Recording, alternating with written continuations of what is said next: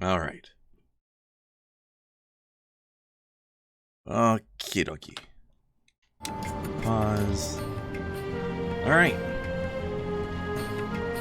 To Mount Bur-Omisace. Wait, that's back into the village. Wrong way.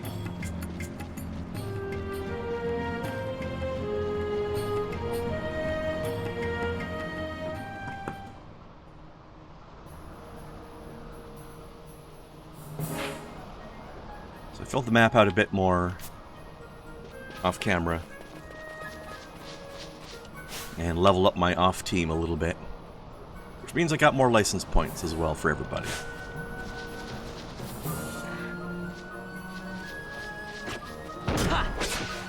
Just wanted to fill in some exploring without having to make everybody watch me do it. Since there were no events happening during that time.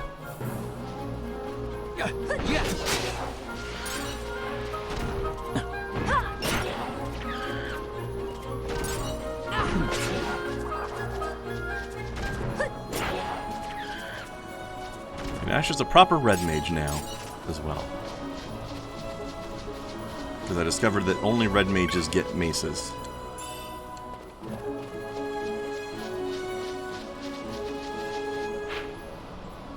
And I wanted her on a mace and a shield.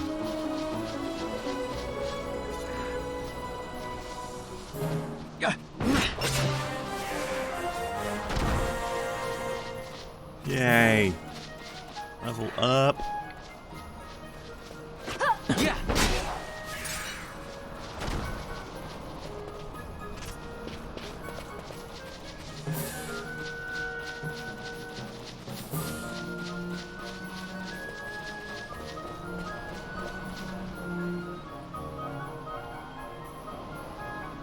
Spray them in the eyes. Yeah, exactly. Oh man, I heard somebody say one of the dumbest things about Mace the other day. Of course, he's a dumb guy who says a lot of dumb things, so I'm not surprised, but... Somebody was claiming that people who are really good at handling spicy food aren't bothered by Mace. And it's like... They're not spraying you in the mouth, they're spraying you in the eyes, you idiot. I don't care how much curry you eat, curry in the eyes is bad.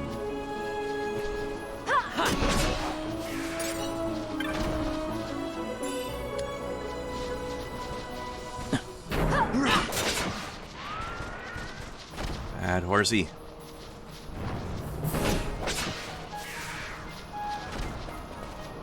Clasps her eyes going, oh my god, this is delicious. I mean, doesn't everybody taste their food with their eyes? That's how I eat. I just cut up my steak into little pieces and push them into my eyes. Delicious. That let me know I needed to have eye surgery. I didn't have to. That was voluntary. Alright, this way.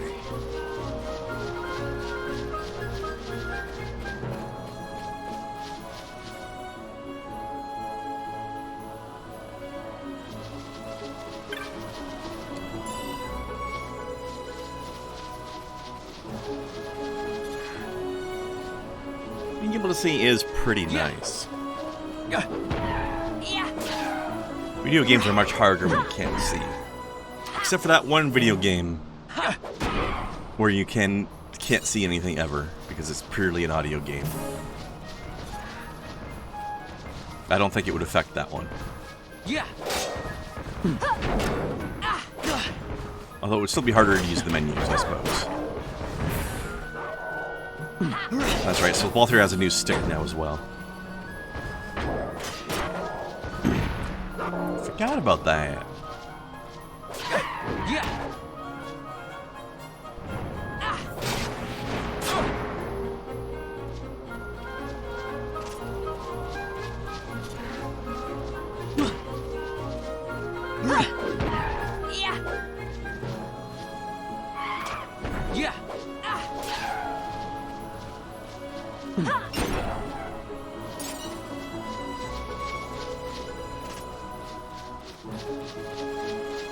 Alright, so I wanted in this little gray section over here. That's our goal.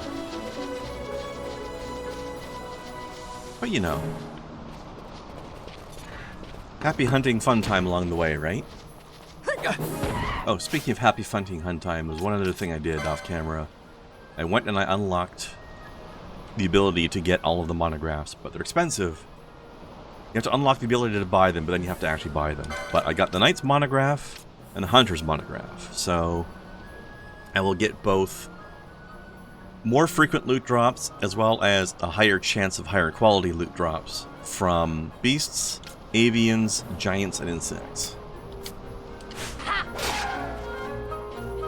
So you spend money, but then you make more money and you get more rare loot, which unlocks items in Bazaar sometimes as well. And also just the ability to have more money in the long run. So you gotta get your monographs as early as you can. But unlocking most of the monographs is just a boring procedure of just stuff like talk to any armor shop 30 times. Talk to any weapon shop 25 times. Talk to the magic shop 15 times. Check the hunt board 40 times. So I just stood there spamming talk, cancel, while I was watching YouTube. You know why I was want to watch that. Bought myself some money. I bought myself some future money. And it's cost me about 38,000 gold so far. Because most of the monographs range from like 18,000 to 25,000.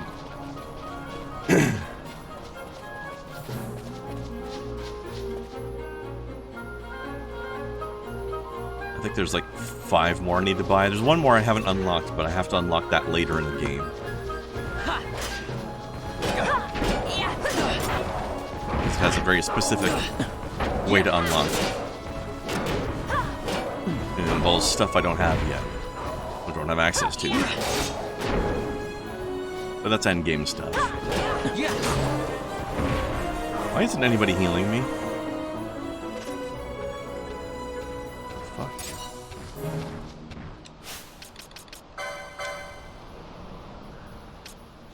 I'm below 50% health. Guys? I'm confused.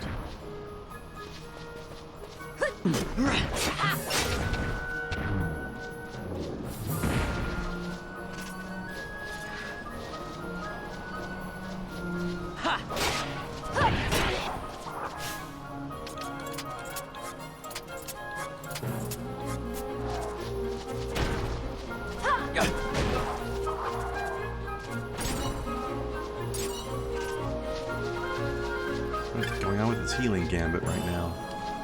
Traveler's vestments? I guess I'll kill myself then.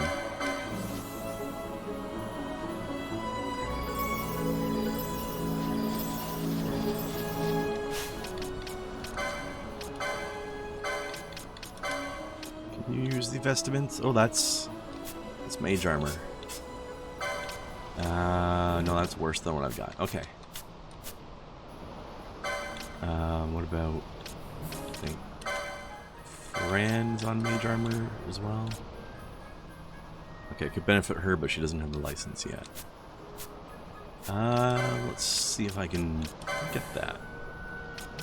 She's got a lot of high-level armor vestments, but not this particular one. So I made her a Bushi class, which is, as in Bushido. She's basically a samurai. Samurai white mage.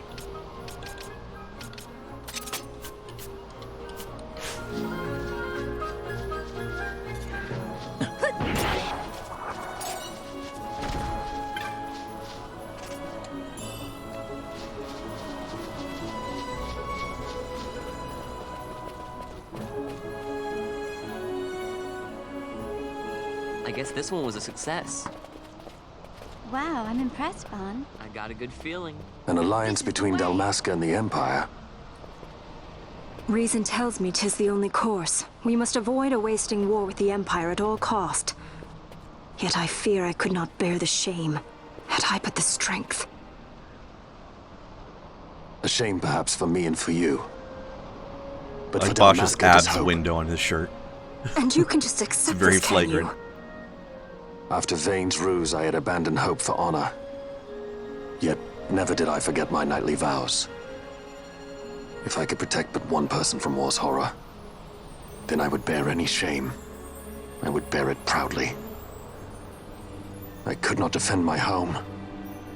What is shame to me?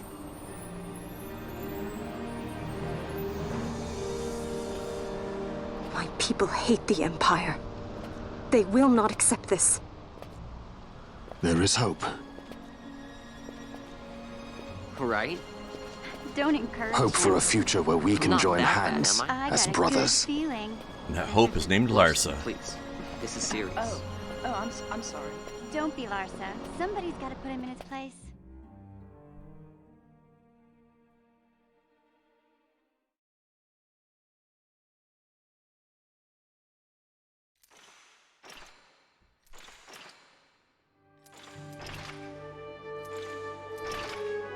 You know, Burnswell, there's no such thing as The a Senate may license play that... at intrigue, but Lord Vane applies is to no everybody. one to be brought down easily. The entire military waits upon his orders, from the War Council down to the rank and file. What better blade than he to strike down the enemies of the Empire? Nice hat, buddy. Your Honor reminds me of Zect 2 years since. He, too, put his trust in Lord Vane's strength, and what became of him? Gone without a trace since Nabudis. I will not hear you malign Judge Zect. He was a noble warrior. Or do you think his trust in Lord Vane ill-placed? Vane took 2 of his own brothers' lives. He is ruthless beyond contempt. Ruthless, you say? Would he were more so. He gives traitors no quarter, be they of his own blood. How fitting for one who would bear the burden of empire. But could we bear him? I like this Zargabath, lady. what of you? Surely you do not believe his brothers were traitors? So found His Excellency Lord Gramis, you would do well to mind your tongue, Drace. That matter is long past. Your Honors, a summons. Lord Vane has arrived at the palace. We come at once. I like how the lady judge's armor looks almost like a fancy ball dress, but metal. Lord Larsa has left for Bur-Omisace. He hopes to enlist the aid of the Grand Kiltius in stopping the insurgents. I doubt this will be enough to deter Ondor, but even a slight hindrance to his operations would be welcome. This will delay the Rosarian invasion, and we will have bought much-needed time to shore up our defenses. Just as His Excellency had hoped. No matter the result, I'm pleased with the young lord's progress. I can already see the stunned faces of those mud-witted senators. The fools think a child emperor's strings easy to pull from the shadows. But they will find that Lord Larsa is no puppet. Yes, the senators would be most pleased with a puppet for an emperor. Recall, Drace, how the Senate fears and despises Lord Vane's ability. When they realize the truth, that Lord Larsa is no docile lamb to be shepherded, they will bare their teeth and devour him. You're right. I shall speak on this matter with His Excellency at once. They'll try. Gabranth, it falls to us to protect Lord Larsa. Are we agreed? Aye.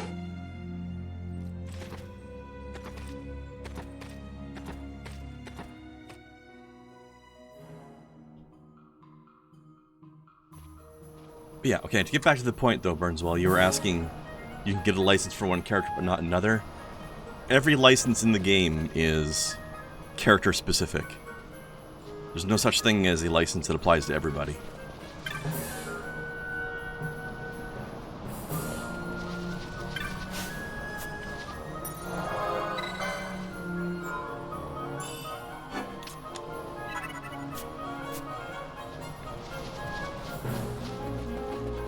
Although there are licenses that, the summons specifically, are licenses where once one character buys it, nobody else can buy it, but it still only applies to that one character.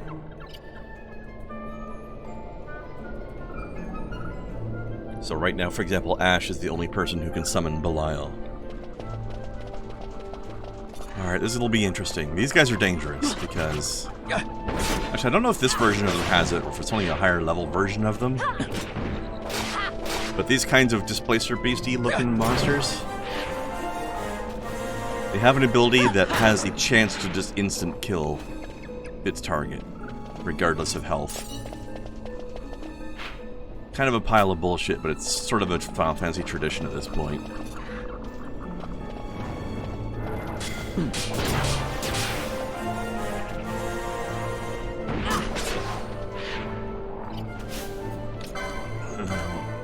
Petrify, huh? I don't think so. Just don't know.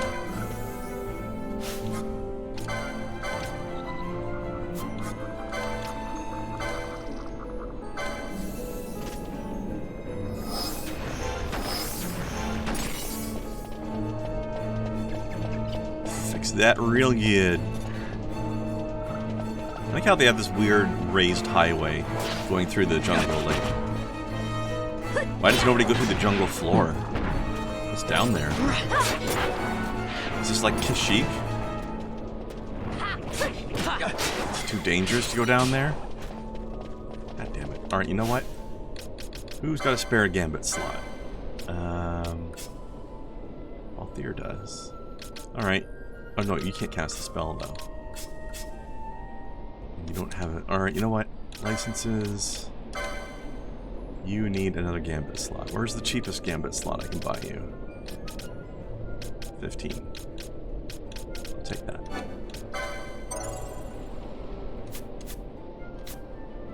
Okay, gambits.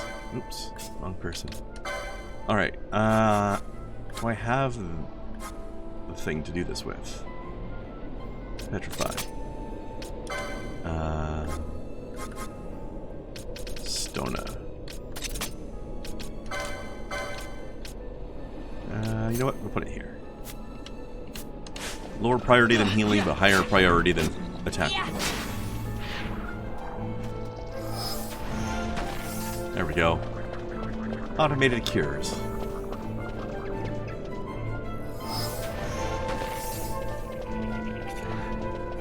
Fire wolf thing. Rhinoceros. Wolfnoceros. I think you can get up to 12 gambits slots for everybody by the end of the game.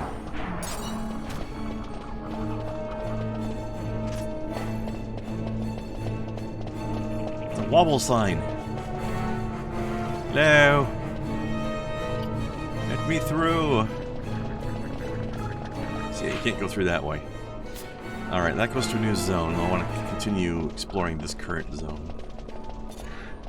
Still not healing me? Well, actually somebody should be still. I think Ash has... No, wait, you're 50%. Oh, okay, hold on. Oh, I forgot, okay. Because I respect her, I had to go and reset her license board to get her to become a red mage. And that broke her healing gambit. I want yours up to be under 70% because you're the more paranoid healer. And Cura. There. There we go. I still don't know why we weren't getting healed because of the under 50% thing earlier, though. It seems to be okay now. There we are. So since Ash is my mage, she will heal us anytime anybody who falls below 70% of their max health. Just to be a little bit paranoid, because if things are going bad, I could lose a lot of health quickly and there's a casting time involved. So the cure doesn't happen immediately. So the 70% gives me time to make sure that the heal comes out before a person dies, most likely. Unless it's a really bad situation. If that's the case, I should have been just running away. If they're going to kill me that fast. But as backup, in case things are going so bad that Ash can't handle it by herself, then Vaughn and Balthier are both set to heal people if they go below 50%. So if I need more than one heal, they'll kick in and help too.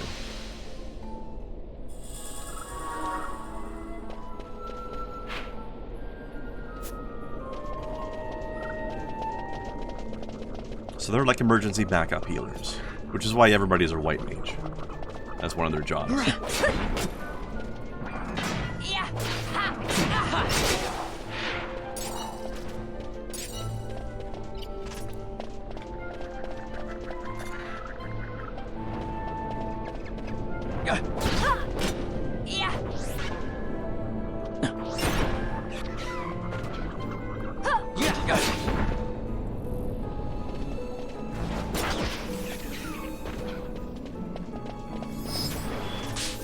Thanks, Larsa.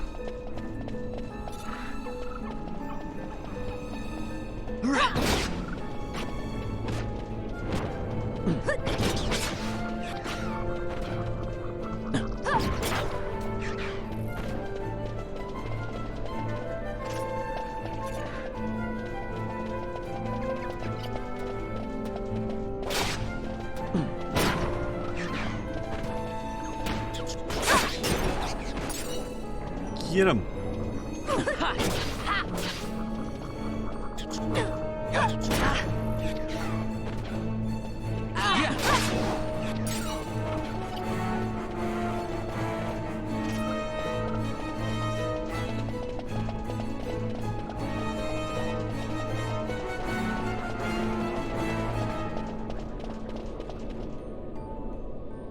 I wonder if I'm gonna find some Wookiees around here.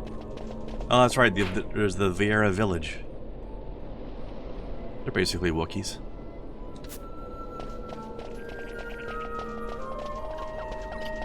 Fran doesn't talk much, but she's usually just like, nah, nah. Right? Yeah. Pretty much the same.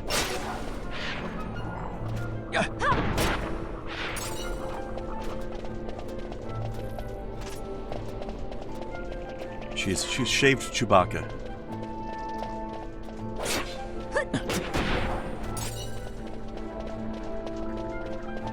You didn't know Chewie looked like that underneath her, did you?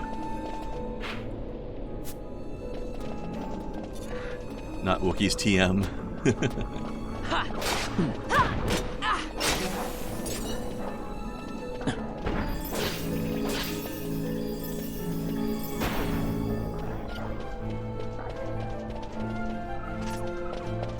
The light wall.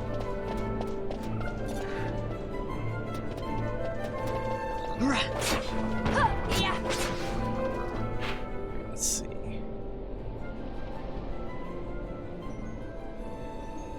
I'll finish exploring it. We're down here a little bit more. Well, I can't go down there. So I can't. Alright. So I can just go through this area. I have to do something to open those doors.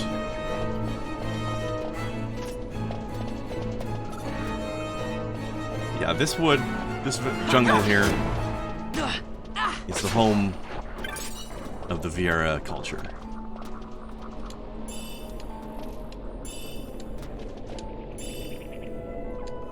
And they don't much like Viera that leave the woods. They're very isolationist. Which means they're not very happy with Fran.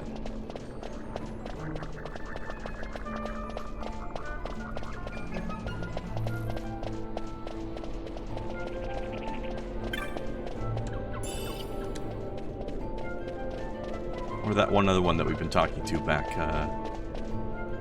in Rabanaster.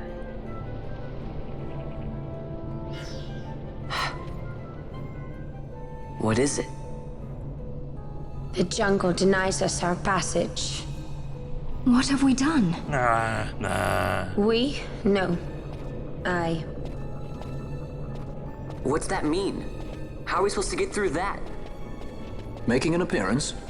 Come on, I'm talking over here. I thought you'd left for good. Hey! Our choices are few. Fran? Balthier! This is as much for you as it is me. Oh? You are ill at ease. The Nethicite troubles you. You've let your eyes betray your heart. Right.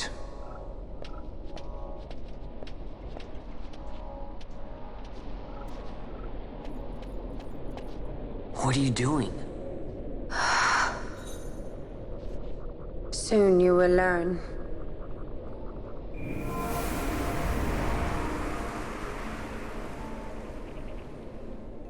She made grass.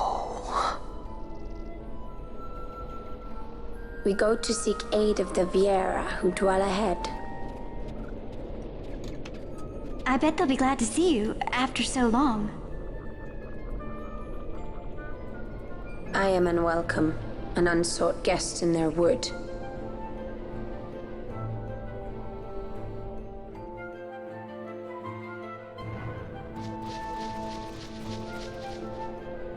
Welcome to Bunnytown, everybody.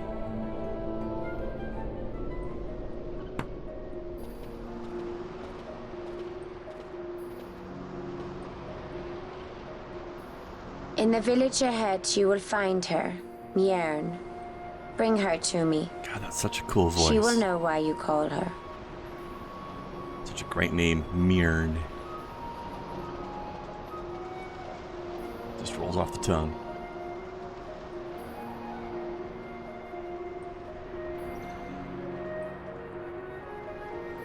Yeah, Moogles.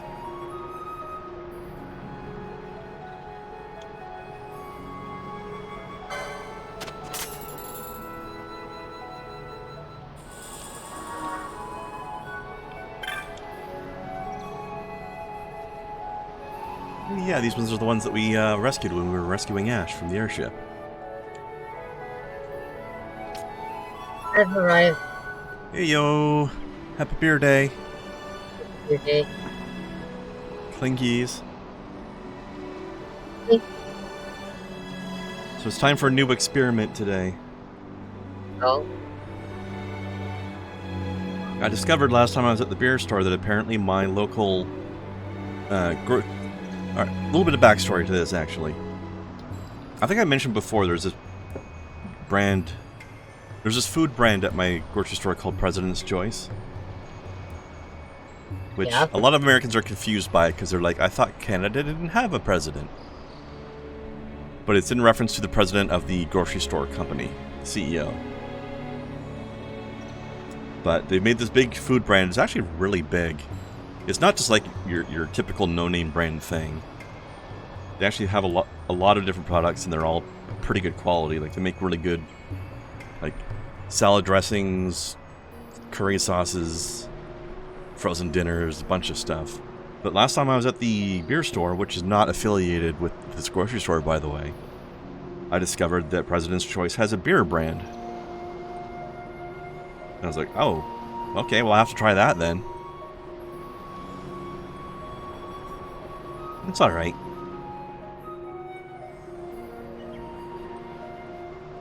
Pretty mild flavor, honestly. But, eh. I'm going through history, both American and Canadian, trying to think of a beer that could be called President's Choice in the sense of the role. And I honestly can't think of anybody in that role from the States or Canada that I would want to drink a beer from. They're all pretty much nasty-ass IPA or super light beer things that I do not like IPA. There is an occasional IPA that I'll come across that I like because it's just got a flavor to it that I can't explain. They're generally microbrewed though, so big surprise there. There's the occasional one I'll come across that I tolerate. Microbrewed is always better. But throughout that history, just for quick reference, by the way, on screen here, all of these Forgotten Grimoires are the monographs that I have unlocked. By the way, since you were here in VC, can you tell me if the audio is working through the share? That it is. At least it is for me. I did figure it out then. I did some Googling on it, and I had to perform some arcane fuckery, but I got it working. Ooh, that's a good sword. Actually, I will change it a little bit. Still IPA based, and still definitely a light beer, but I would say that what's his bozo that you guys have? Can't recall his name right now. Trudeau. Oh, Justin? Yeah. It's definitely a light IPA, but it's fruity. I just wanted to be more specific because, of course, we have in the past had another Trudeau who was well beloved by many, many people. That's not Justin, though. Yeah. That was his grandpa. Yeah, I would have to say that Justin Trudeau is a fruity, light IPA. Which is the only reason why he's even remotely palatable, is because he's a little fruity.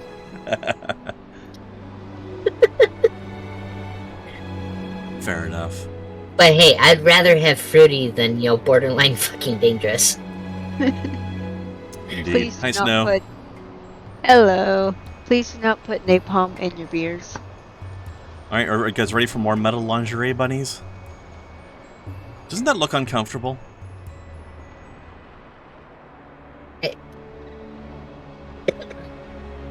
It could be not uncomfortable. The hunter lady that looks reasonably dressed in leathers, but like the random citizens, not so much.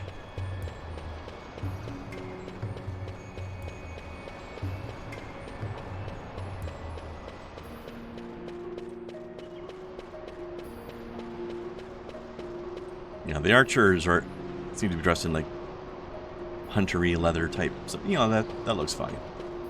Just look at this. Like, it's got like this weird fake tail, like metal tail thong up her butt. That looks really uncomfortable. Look at that. What? The hell fake is that? Tail thong. It's tail armor. I mean, do they not have tails of their own already? Nope. Yeah. Actually, no, they don't. No? Alright, she's got a fake one on then.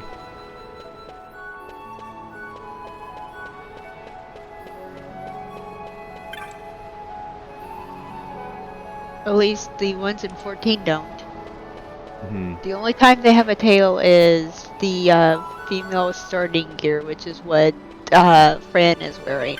Yeah. Because... Well, once 14 should be just as canon as these, because it is... Actually, no, it's not the same world, is it? It's not Evilise.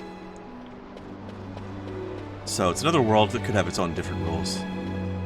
I think these ones do have tails, actually, because... Unless they're just part of the hunter garb. I don't remember.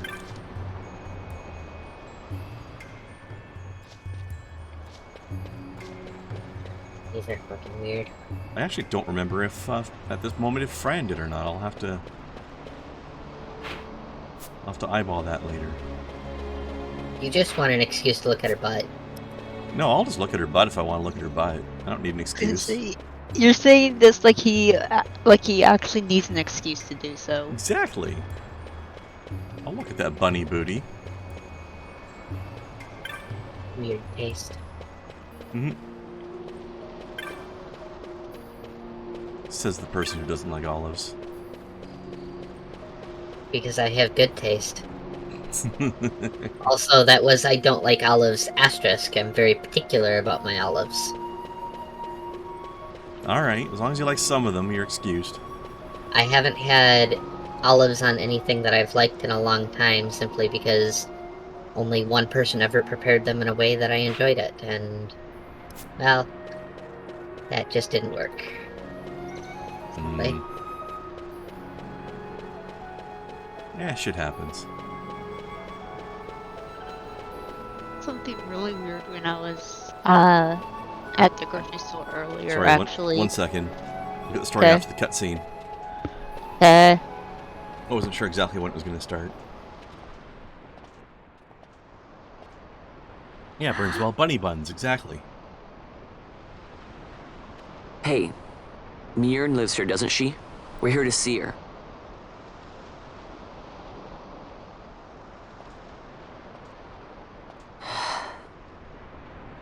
You will leave at once. It is not allowed for humans to walk on these grounds. We'll go as soon as we've seen Mjern. If you can find her. We're not leaving until you let us see her. That rolled R, though. Fine then. We'll look for her ourselves. Ah.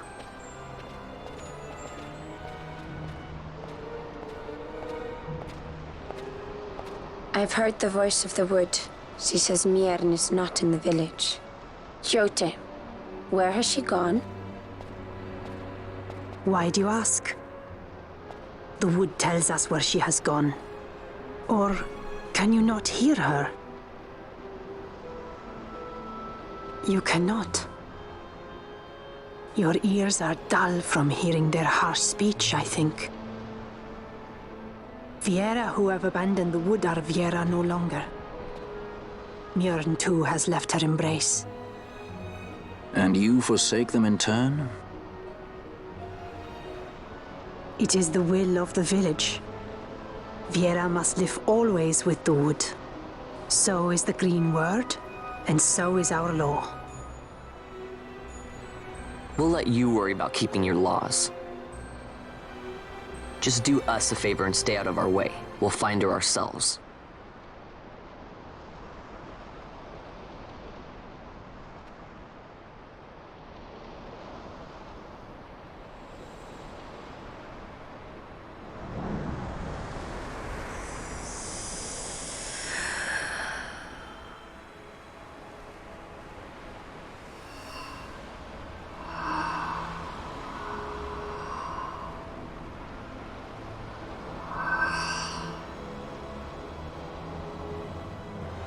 Our sister has left the wood and gone west. She wanders warrens among men who hide themselves in clothes of cold iron. Thus to me has the wood spoken. The Viera may begin as part of the wood, but the wood is not the only end we may choose. The same words I heard 50 years ago.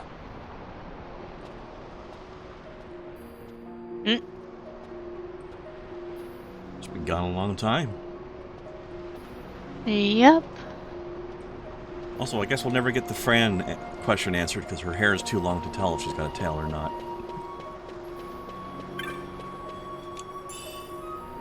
Speaking of which, I cut 4 inches off my hair today. Oh. Oh. Yep. Apparently it turned out well, because nobody said, hey, your hair's kinda crooked. I mean, that is difficult to do oneself. So good job. Especially, like, when it's down to the middle of my back. There's, like, no way to see that. Seriously. Why didn't you just ask somebody to do it for you? If they don't like to help? I have been, and it's always, you know, busy with something else, which is fine, but for its own health, I need to cut some off every once in a while. Mm. You do the same thing I do. Though last time I couldn't find my scissors, so I quite literally used a kitchen knife. Oh shit! It actually turned out. It actually did turn out really well. Oh, nice. Not bad, Vaughn. Didn't think we'd get any information out of that one. So then, what was she saying about men in a warren? The Henna-Magicite mines. Maybe that's what she meant. They lie in Bangkor, south of the Osmoan Plain. The entire region is a colony of the Arcadian Empire. There would be soldiers. Is that a problem? Let's move. Problem? No, but those are the men clothed in cold iron, though. The soldiers. I was wondering what Yote said, you know? About how you said the same thing 50 years ago?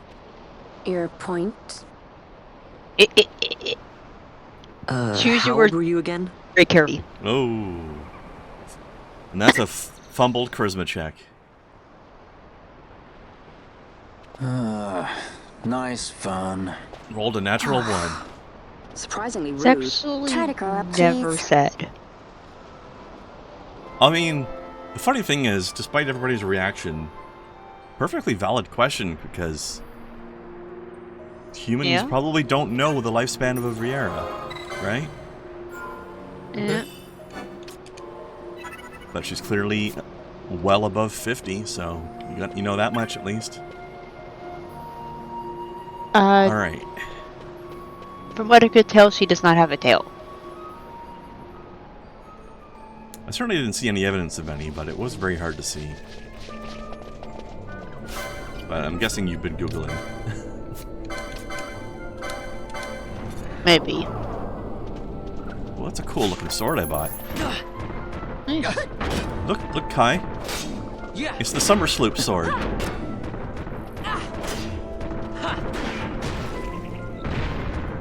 No? Oh, it is. There you go.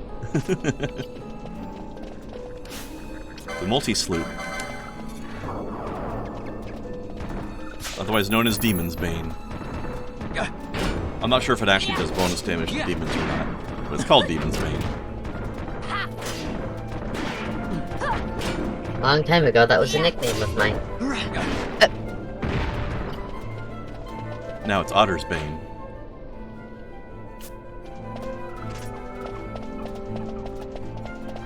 Leave otters out of this. It was also, back when I was looking at having a bit of a music career, going to be one of my, goals.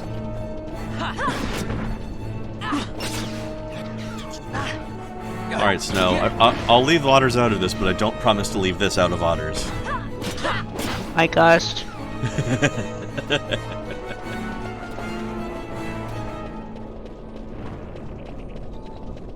Not that I know any. Anyways, Snow, earlier you were about to go into a story before that one cutscene happened. What were you gonna say there? Oh, I ended up seeing something weird at the grocery store. They have now come out with these, like, 3D Lay's potato chips. How? Aren't all potato chips 3D? That's the best way I could describe them. Do you remember 3D Doritos? Yes, I do remember Doritos. Oh my gods. If there was a specific kind that they marketed as 3D, then no. Yes, there was. They had them back for a bit. Yeah, I wasn't able to get any. The only thing I can imagine when you try to tell me of a potato chip being 3D, I'm picturing something like Chex cereal. Kind of. Like, you know how... I'll use Doritos as an example because they're the ones that already did a 3D version. But, you know how Doritos can have those, like, little bubbles? The entire chip was a bubble. Oh, weird. They were do you really need special glasses to eat the 3D Doritos? No, they weren't red and green. Although it was during that big 3D bullshit craze. It was right around the time that Spy Kids 3D came out. So... Oh my god, I remember when Spy Kids 3D came out. Oh my god. I didn't know it existed. I remember Spy Kids. I still use one of the curses from the second movie, I believe. I've never seen it, but I've heard of it. They one of the censored things that they used in the movie, in the second movie, I believe it was something big happened, and it was a holy shit moment. But it's kids' movie starring kids, so you can't say that, right? Mm-hmm. So they said, "Holy shit, hockey mushrooms." It's like, Nice.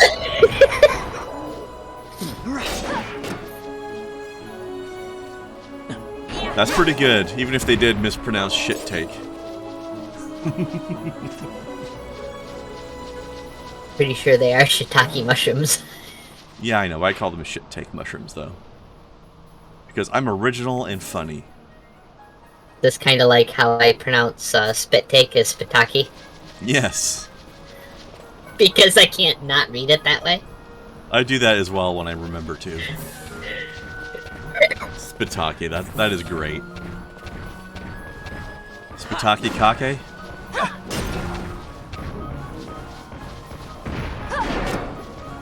I think that's when you go down on somebody and then something makes you do a spit take and you spit it into somebody else's face.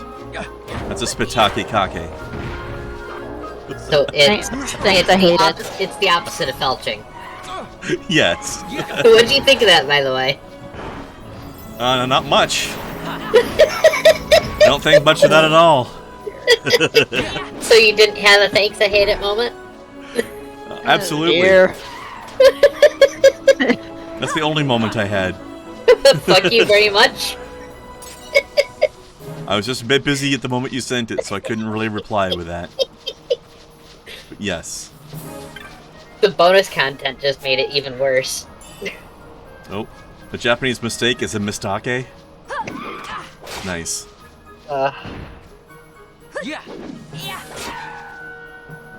What if Burnswell and Larson are the same person, just different identities? Same body, different mind? Yeah. Sorry, they keep changing the name of that particular thing so many times, I can't keep track of which is the correct correct one to use. Use whichever one you want. But yeah, I mean, it's impressive too, because whenever you see them both here at the same time, that just means their personalities are swapping back and forth rapidly. You take that back. Okay, I'm convinced of it now. Gosh. Burnswell, you may have achieved the opposite effect that you were going for.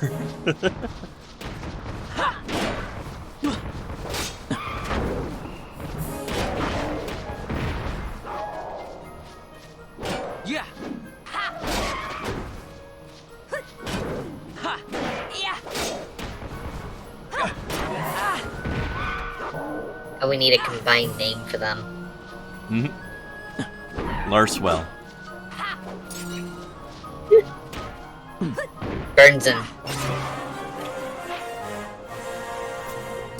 Yeah? I don't know. Either way.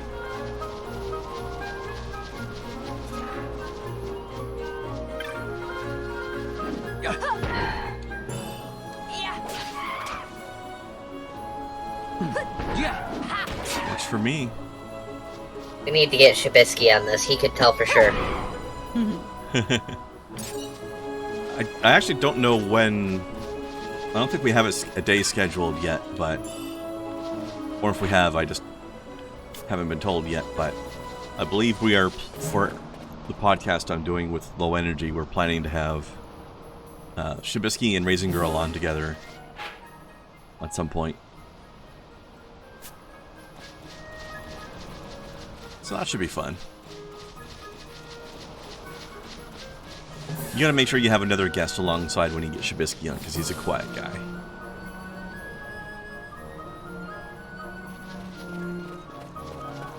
Just have a podcast between him and Dirt. And then call it the quietest podcast. Get ready to fall asleep podcast, because nobody's talking. Well, there's the loudest podcast. This would be the opposite. The quietest podcast. Yeah. I still gotta say, Asterios knows how to name things. True. His podcast is absolutely the loudest podcast. Holy shit. I'm still amazed that his girlfriend, actually fiance at this point, is actually louder than him. And she has this weird quirk where whenever she's telling you anything, she always sounds like she's trying not to burst into laughter while she's telling you whatever she's talking about. Literally at all times. Like, everything is hilarious to her. That's adorable. It's pretty cute. That actually could be a sign of anxiety. Could be. But you know that way that people smirk when they're telling you a funny story and they're trying not to laugh while they're talking? Yeah. You can see that smirk on her face while she's talking on the podcast. Like even if you're just listening to the audio, you can picture that smirk in your head. Like, you can hear the smirk in her voice.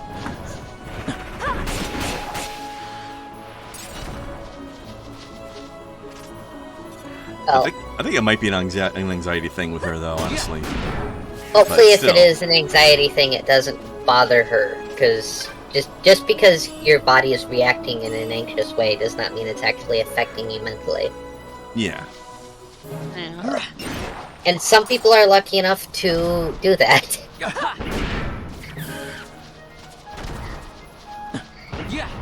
Ain't I, for sure. Alright. 'Tis rare, I'm sure. But knowing that not only can she keep up with Asterios, but is actually louder than him, tells me that she's probably got a pretty good handle on her. She's got more energy than him, too. He has to keep up with her. And you've heard how much energy he's got. Well, yeah.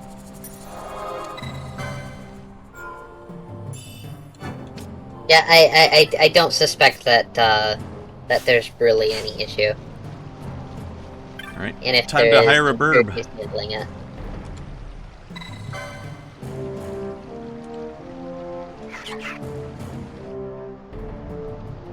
Burb o'clock.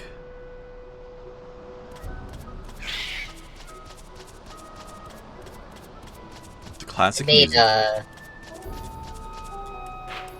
It is. So we actually need a burb to get to the mines.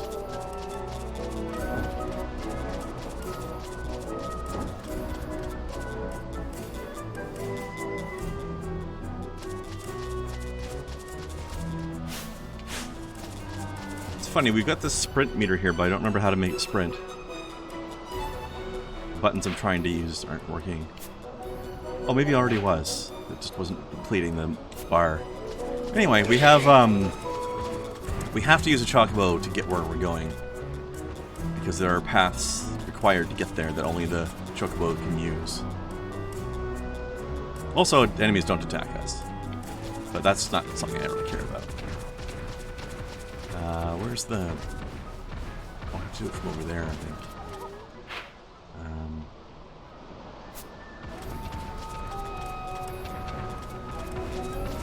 What is it with square and timers when involving these fucking yellow ostriches? Probably because of the fact that it gives you immunity to being attacked, therefore they don't want you running around on it permanently. Would be my guess. Right here. So as given by our chocobo print clue, and the chocobo being back here, but for some reason we can't walk through that ourselves, for whatever weird reason. So now we are on this side. Grass is too high, I guess. I mean, the chocobo is taller than that grass, but in any case, here we are. I don't see why we couldn't wade our way through it. But game mechanics, for the sake of game mechanics, right? Maybe it tickles your nuts, I don't know. All the more reason. That is why leprechauns are always shown as giggling as they run through the Irish grass. Yeah.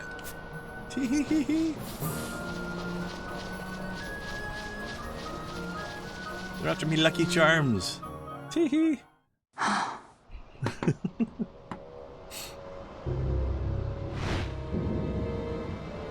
Researchers from the Draclaw laboratory.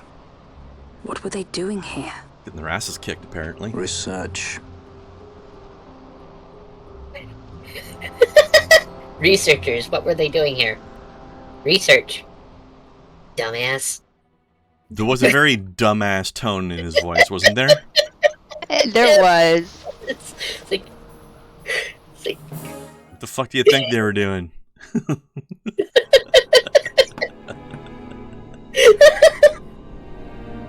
Apparently they were researching how to get their ass kicked by something, and they found out the answer.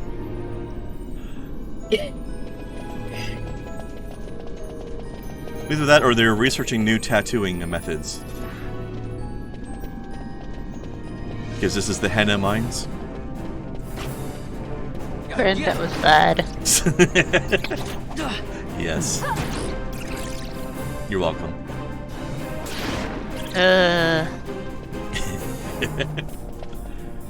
Me and Burnswell have to pick up the slack if Burnswell's not, or if Larson's not gonna, if Larswell isn't gonna be here. Yeah. It sounds like my mom. You know which one you are. Yep. If the guy who is here isn't here, I mean the other guy.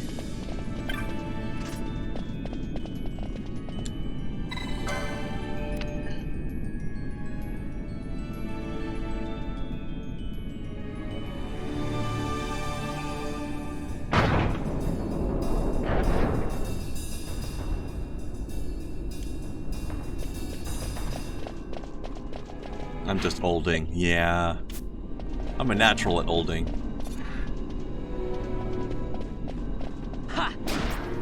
You're old enough to say you're a natural at olding. I came by it naturally.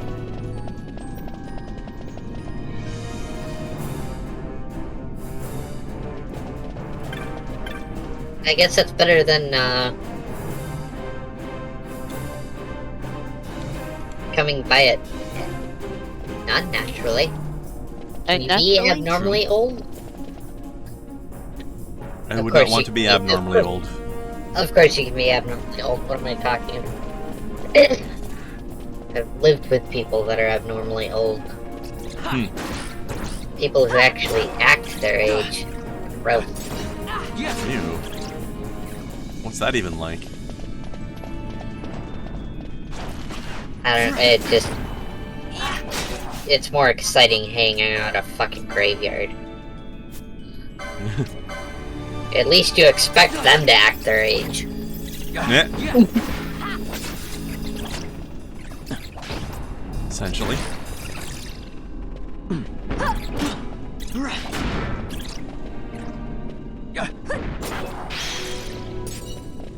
Acting your age, how droll.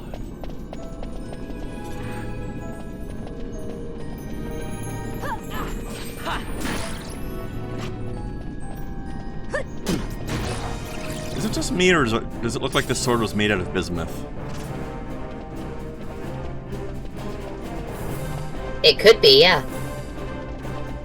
Although at a closer look, it looks like it's all runes that are providing the color, but from a distance, this looks like weird bismuthness being bismuth.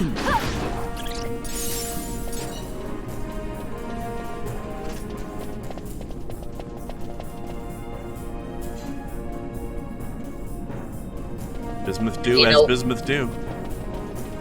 True. Do you know when you're going to have your science stream and grow some bismuth out of Pepto? I wasn't aware I was going to do that. Oh, if anybody's going to, it should be you. Why is that? Because, I don't know, it seems like a very you thing to do. Seems more like a you thing to do, I think. Me randomly grow bismuth? Randomly growing bismuth does not fit in with flamethrowers / coil guns / setting myself on fire. Wait, what? Oh my gosh. Yes, you're right. Total clash of concepts. Yeah.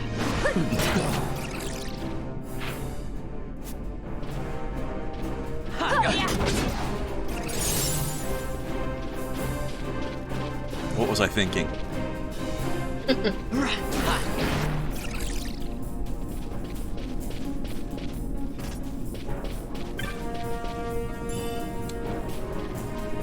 But if we're gonna do that, somebody has to make a knife out of it afterwards.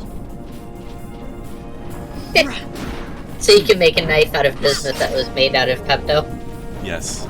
Also, I just want to point out that horse had a snake fur tail, and also for a mane. That was weird. I approve.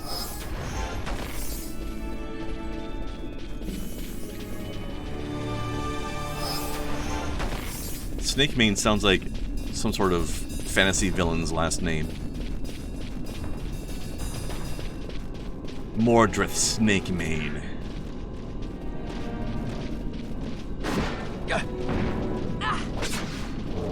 Or if they're in LA, then it's Snake Mane. It's a snake, man.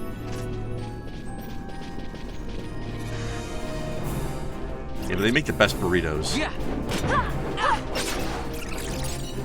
Snakes?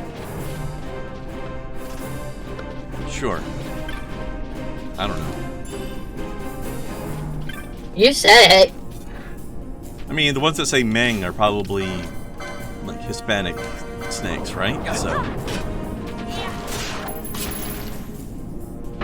Fair. This is an interesting angle the camera's decided to take. There we go. Much like that was an interesting direction for the conversation to take too. It sure was. We definitely ramble in weird directions sometimes, don't we? True. And speaking of weird burritos, have you ever heard somebody I know somebody I know has decided to cook something called a prison burrito. Why was that sentence funny? Speaking of weird burritos. I mean, if you have to ask. A prison burrito. Yep, and I've never heard of this before, but at the end of his video, he laid out the ingredients he bought, and it seems to be made mostly of random junk food.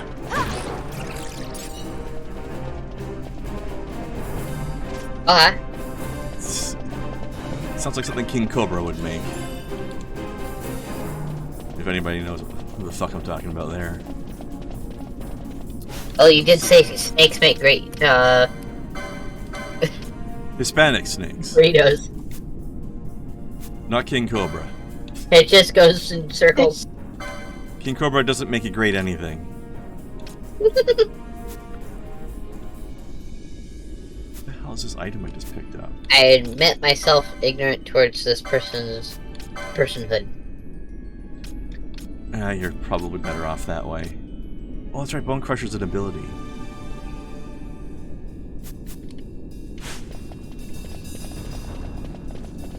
It's interesting how sometimes you get spells and skills out of a treasure chest in this game. Yeah, I imagine Cobra it's is kind of like a grimoire that you just read from. Probably. Oh, shielded armor. That's a really good one. Well, mildly better than what I have now, but better is still better.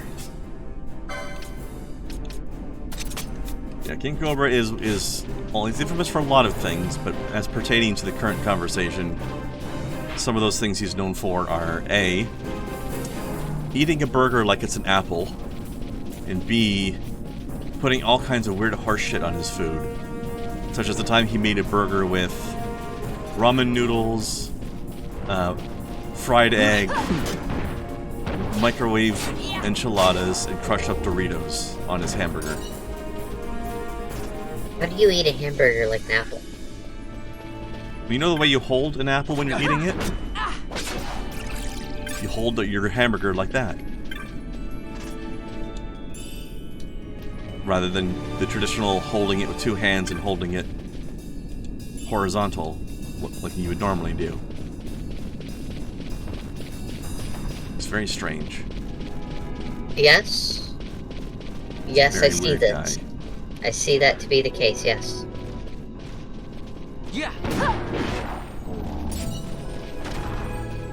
He also confused me greatly when he was cooking some bacon to put on that same hamburger. And whenever it was time to like use a spatula to, move the bacon around a little bit, first of all, he puts a lid on his frying pan while he's frying bacon, and then takes the lid off to nudge it around and puts the lid back on. And I'm like, why are you using a lid to fry bacon? That It's is very strange. Yeah.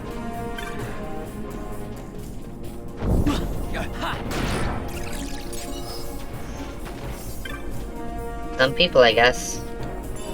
But he seems to be one of those people who thinks that more flavors equals good flavors. Because that burger description I just gave you, he does that with a lot of food. He makes sandwiches that way, he does that on... He puts crushed up Doritos on pizza. Almost everything, really. Oh yeah, and the egg... I said fried egg on the burger, but I was wrong. It wasn't a fried egg, it was... an egg that he beat and then put in a bowl and microwaved. I've done that. Can't imagine it had much flavor.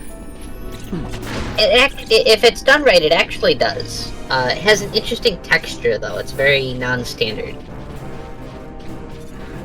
It came out looking like one of those McDonald's egg sandwich patty things. They're like formed. It kind of looks like,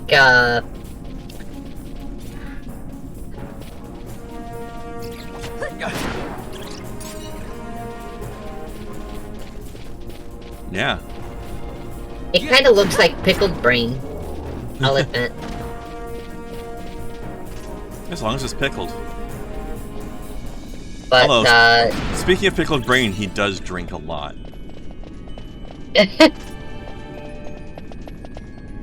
There was one time he was on a live stream with some people. Just doing like a video chat hangout thing. And he started playing with his shotgun while he was blitzed out of his mind. Like he was dropping the shells while trying to load them. He was so drunk. But he still thought loading his shotgun at that particular moment was a great idea. Yeah. Not that anything else he does is a good idea either, but this is the level of person we're dealing with here.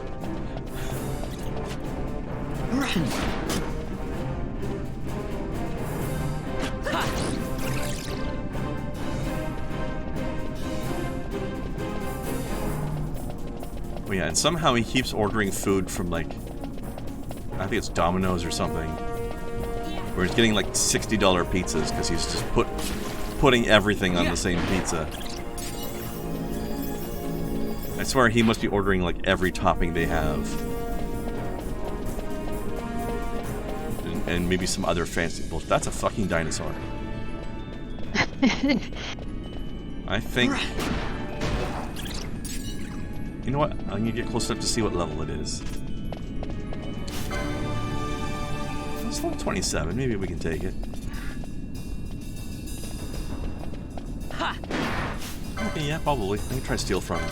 I can steal whatever items you have in your butt.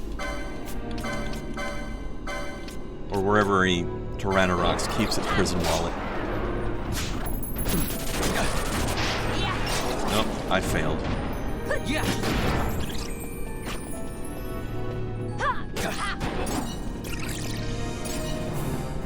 Taste bud Stockholm Syndrome burns well? Yeah, kinda. You kinda could ruin yourself for simpler, more subtler foods for constantly doing crazy complicated bullshit all the time.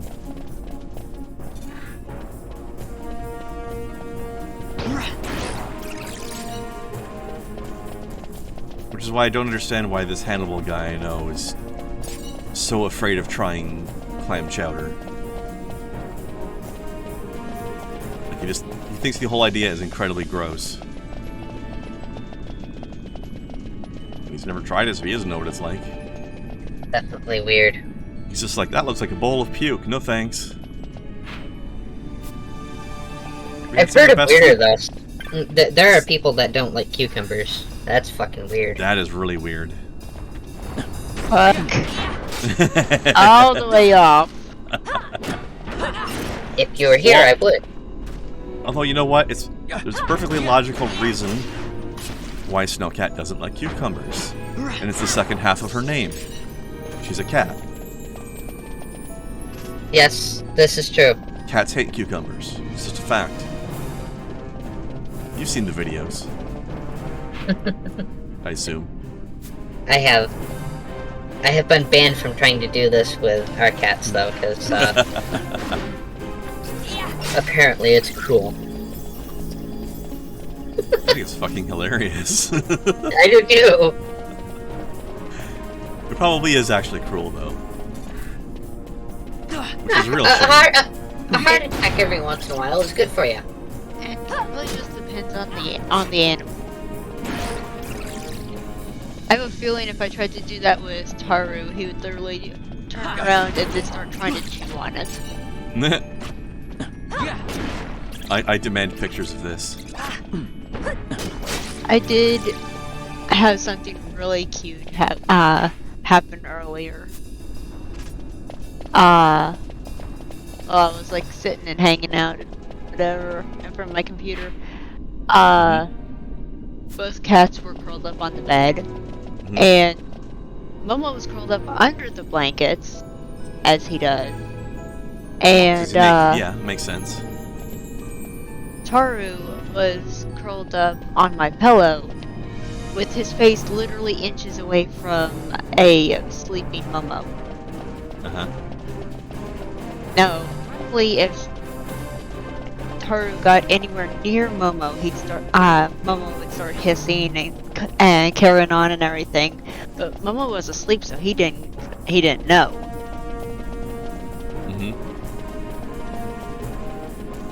And it just, yeah, it was like super cute.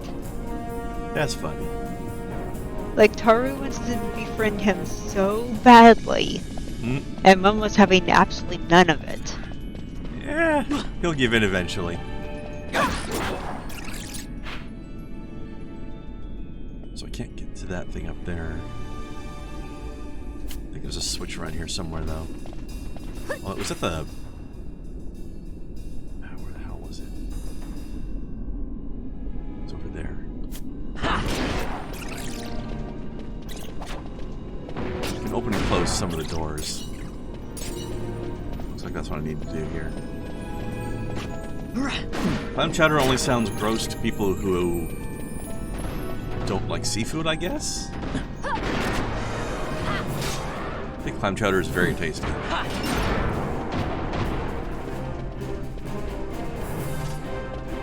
But it depends how you feel about creamy foods, you know?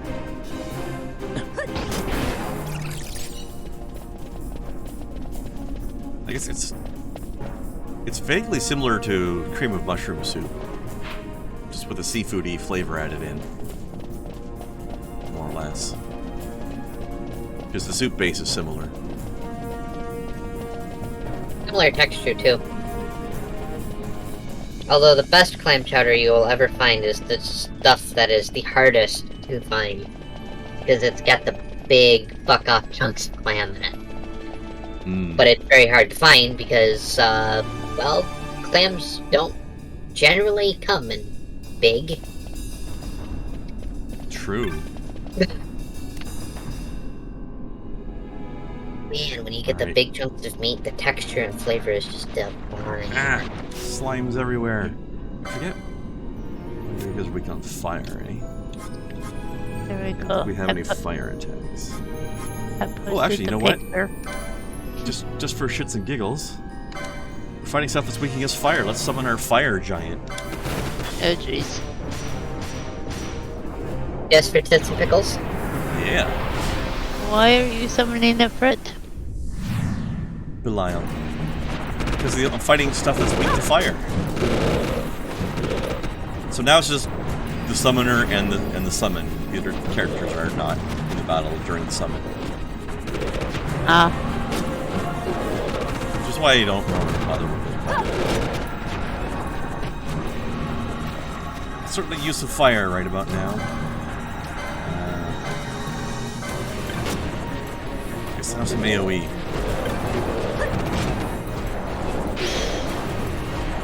Yeah, the picture in Discord.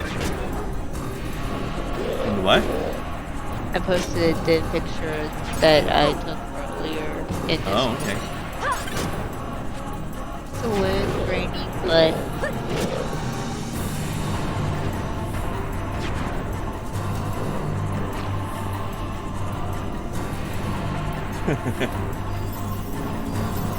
Ears sticking out. Guys. Fur baby in the skin baby. Oh, Ash is confused, so she's attacking her summon now. Oh, now she hit herself by accident. I didn't know he could heal. Huh, I'm surprised. I like how everything gets all dramatic after you get your summon in, though. Like, even the air has like this weird haze. Alright, that's enough for you.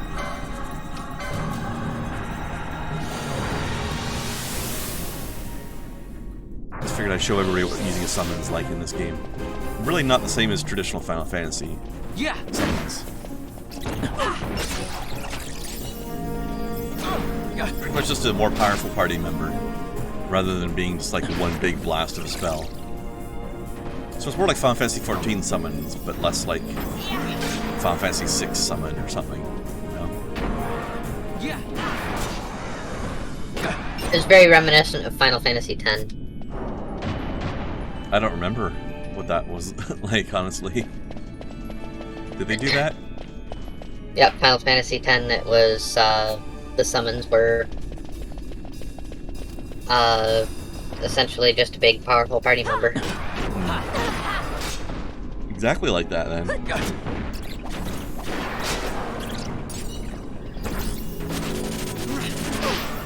They did have,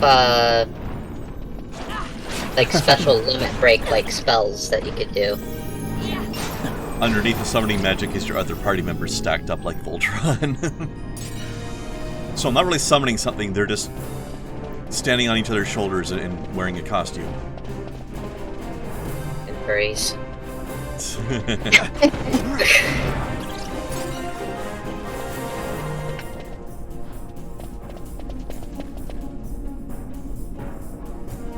It's like that thing where you get those cartoons where it's like two kids standing on each other's shoulders and wearing a trench coat pretending to be an adult. Every time you fight one of the dinosaurs, it reminds me I need to get in contact with my, my gun guy. What does that have to do with dinosaurs? His nickname is T-Rex, he's a small arms dealer. Oh. I love jokes that are like specifically designed to make the other person help you set them up by accident.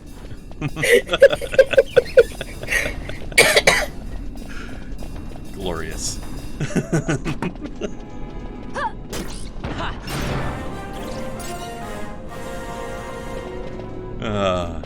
Best name for a small arms dealer. I would ever get into it, that would be my nickname on the street. You pulled off the execution of that one flawlessly. Why, thank you. It just sounded like conversation.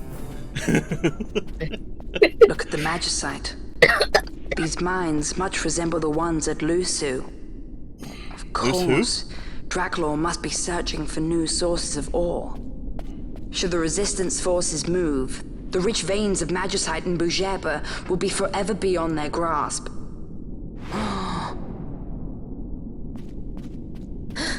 Is it her? What is this mist? Man.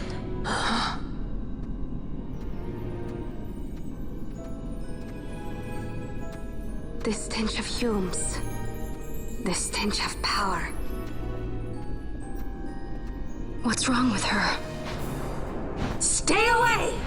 Power-needy Hume!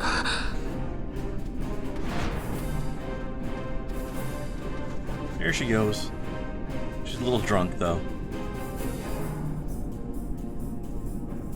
I think she's drunk on the mist. The mist does kind of make Viera go a bit crazy. Were you here when Fran lost her shit on the other stream? Yeah. Yep, I was like, yeah, it kind of makes him go a bit crazy. Also, right after that cutscene, we get a save point. Shit's about to go down. before it does, I have to pee, so we're gonna have a little break. Hey. Off to the urination station. Yes, time to recycle this beer. Be right back. I was looking at where I set my beer down, and then I remembered I drank it all. I know. You sat it down in yourself. Okay, now I'm going by. Jeez.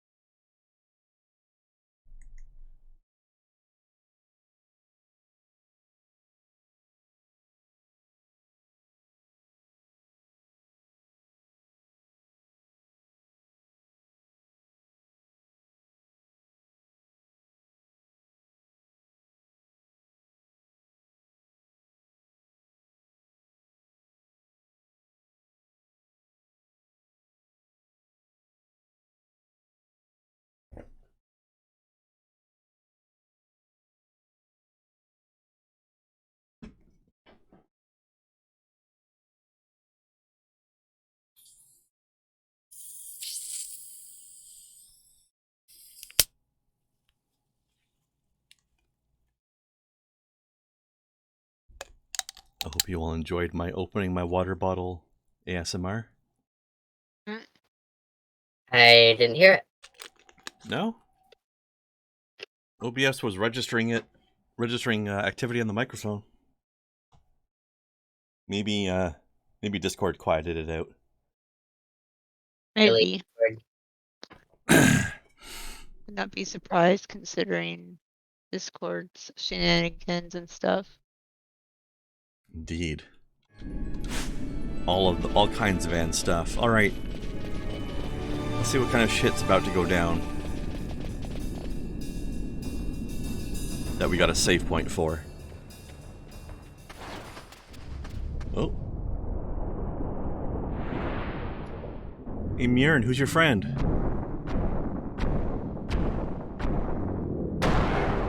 Why is there a ring hovering around its neck without touching it?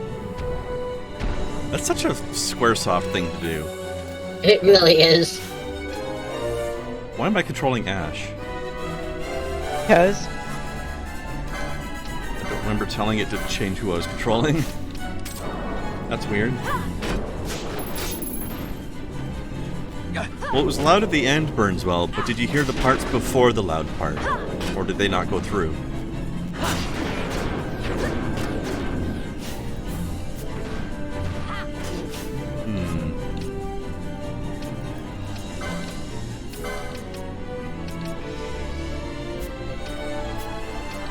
Items that cure disable.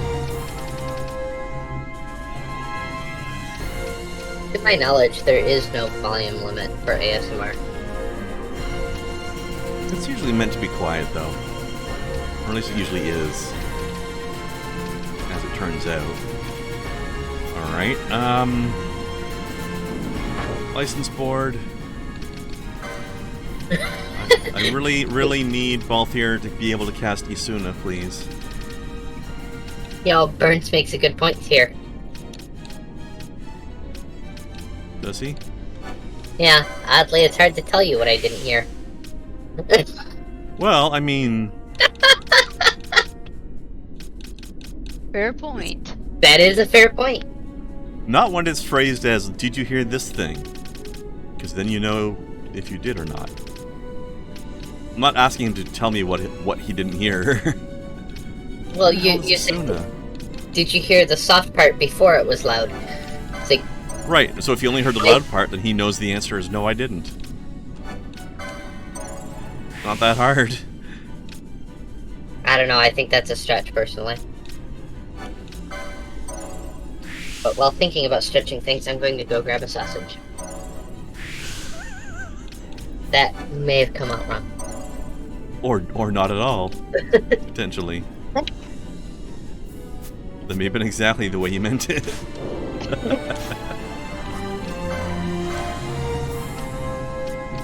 I hope this works. Hope Isuna works on disable. Works on most things. Okay, good. Disable is bad. What's that, Snow? I'm just kind of shaking my head. Why this time? Just at all of our general now shenanigans.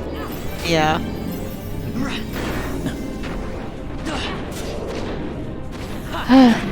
Reminds me of that Y'all gif that got posted in Discord earlier. It was very good.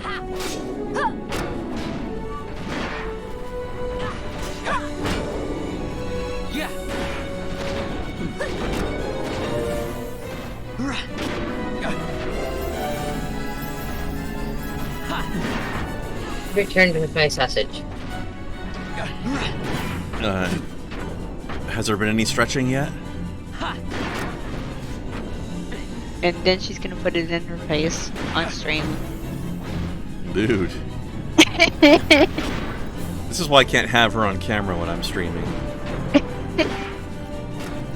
Twitch wouldn't allow that sort of thing. At least not yet. True. Best thing for Twitch would would be for Amazon to sell it to Pornhub.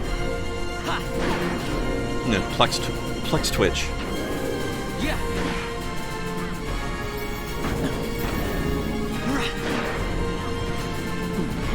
And apparently Plexstorm has had a history of issues as well, and like not paying people properly, and Yeah, being a bag of dicks. generally, and not in the way it advertises to be either. Didn't Plexstorm get taken down anyways? Well, it's down. I don't know the specific reasons as to why it's down, but it's down. Yeah.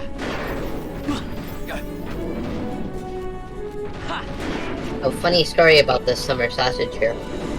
Yeah.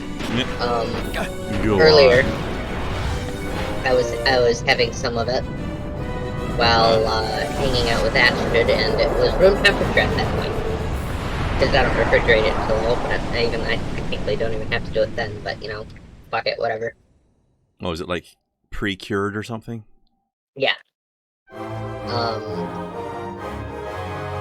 So I'm cutting into it, and because it's room temperature, there are these little pockets of like fat that are liquid state because it's room temp. And I cut into the casing, but the casing doesn't cut because I'm on a dull spot on the knife, and it just presses on one of these little fat pockets, and it squirts me in the face. So I got to tell Astrid's chat, which of course, as luck would have it, had pathweave in it. That while attempting to cut a sausage, I got squirt in the face with its juice. You self-cockade? Apparently. Nice. He enjoyed that very muchly.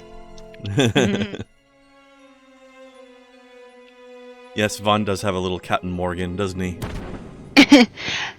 I'm glad you got that reference. He likes to do the That thing pose. inside her, what was it?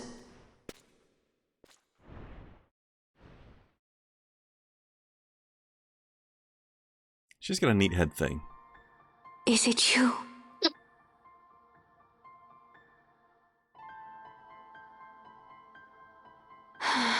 No, it's not me.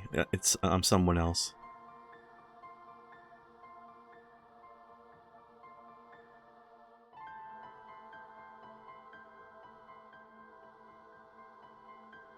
When the Hume soldiers came to the wood, the village took small heed of them. So long as the wood herself is safe from harm, the Viera give little care to goings-on beyond her. But in me, an uneasiness stirred. I had to discover why they had come. So you came here hoping to find something out and got yourself caught. You're as foolhardy as your sister. They took me then, and set close beside me a stone. They said its mist would be drawn into me, that the Viera well suited this end. I saw the light coming from the stone, and then... We have seen this. On Leviathan, the mist released from the Dawn Shard drove me too into such a rage. She was taken not by the Dawn Shard. Manufactured nethicite. Then that means... Penella, the stone I gave you, do you still carry it with you? Sure, it's right here. This is a thing more dangerous again than I had imagined. I should never have given it to you. Forgive me, I didn't know. I'd always thought of it as sort of a good luck charm. And even if it is dangerous, on Leviathan it kept us safe. Aww. She likes him. There is a place for all things, even dangers such as this. I hope you're right about that.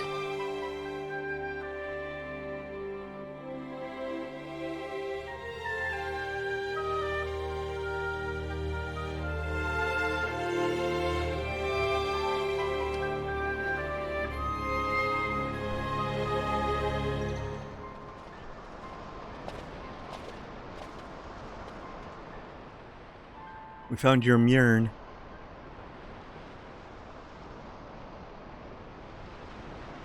I heard the wood's whispers. Take it. Lente's tear is a permission. Pass through the wood and leave. To other places go. That's a very pretty pendant, actually. That cannot be all. I saw it when I left the village. Ivalice is changing. How can the Viera stand and do nothing at all? Ivalice is for the Humes. The wood alone is for us. But that is wrong. How can we just hide here in the trees when all the world outside is on the move? I too wish to live freely, to leave this wood. Do not do this. You must remain away from the Humes. Stay with the wood. Live together with the wood. This is your way. But Fran, my sister... I am no longer Many girls of love you. some wood. I have discarded wood and village. I won my freedom. Yet my past has been cut away forever. No longer can my ears hear the green word. Is solitude you want, Mjörn? Sister. No, Mjörn. Only one sister remains to you now. You must forget my existence.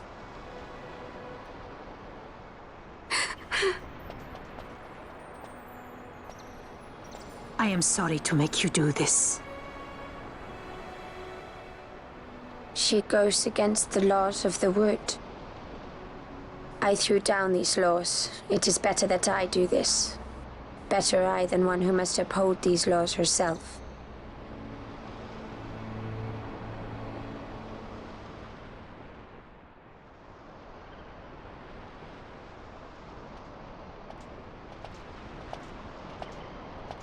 I have a request. Listen to the wood's voice for me. I fear she hates.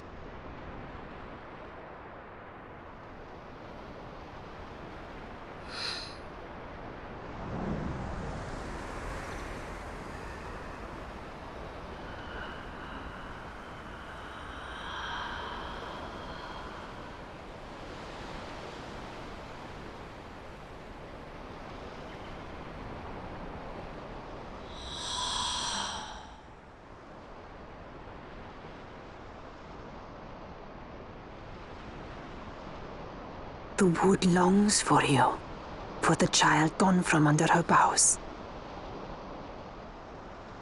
A pleasant lie, that. Be cautious. The wood is jealous of the Humes who have taken you. I am as them now. Am I not? Goodbye, sister.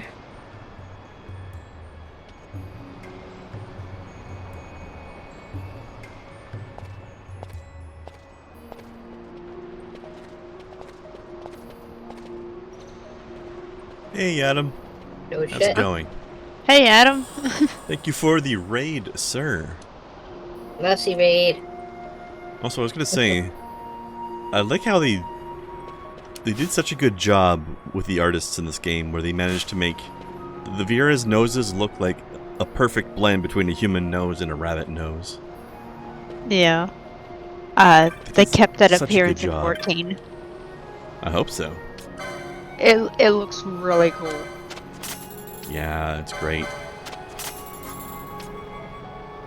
Ooh, ice shield.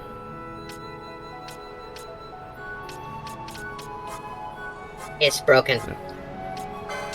Oops. What? Yep, Oh, you broke it. Do I have to do something to enable the shout-out command or something? You might. I don't know if I've done that. Rip. Because I don't know how. Let me know later and I'll do that. Also, remind me about the VTuber thingy that you were trying to get. That possible solution to the VTuber problem? Ah, yes. I keep forgetting. So, according to the Adam Mouse bot that it was there for a moment, Adam Mouse was playing GeoGuessr. Yes, I see. The VTuber problem being that I apparently have not been properly interfaced into his system, so I don't show up when we co-op. Yeah, and you had a theory as to how to fix that. I had a couple alternative solutions, though why the one I use doesn't work for you is still beyond me. Me too. Although, one thing I was wondering about that is because it has to look into the Discord to see what's going on, right? Does that mean that it has to have a presence in Discord? Do I need to install a bot? Like, do I have to give it a way to be able to see? It should be just part of the Discord stream kit. Right, but I wasn't sure if the stream, if the stream kit did it through a bot or not. Is your Twitch and your Discord hooked up together? Sorry, my what? Your Twitch and your Discord, are they I don't know if they've got them connected. That might have been what it was. Possibly. Actually, come to think of it, I can check that real quick. Because generally, once they're hooked up, it will say that you are streaming, and it does not appear to say that you are streaming. It says you're sharing your screen. It does not say that you're streaming a game. So no, your Discord and your... Okay, so that might be why it wasn't working then. Not connected. Yes, definitely get that connection set up. Alright. Look, when the stream's over, let me know how to check that. I mean, I could probably guess my way through it, but you know how to do it already, so... Just let me know where the setting is.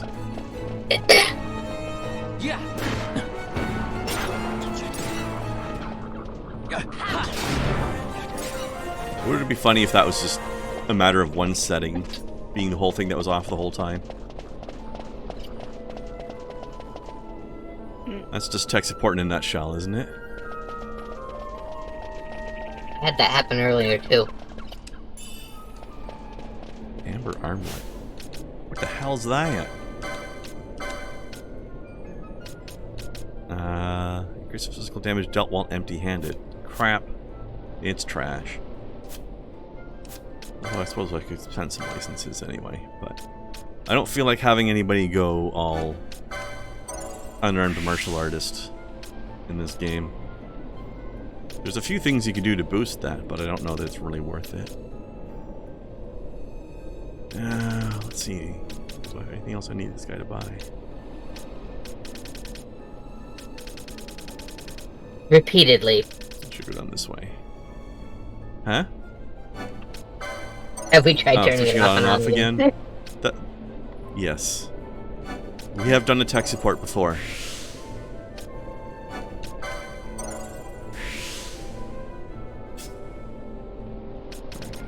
Yeah, let's see. Monk. Do I have any more damage bonuses to buy with him?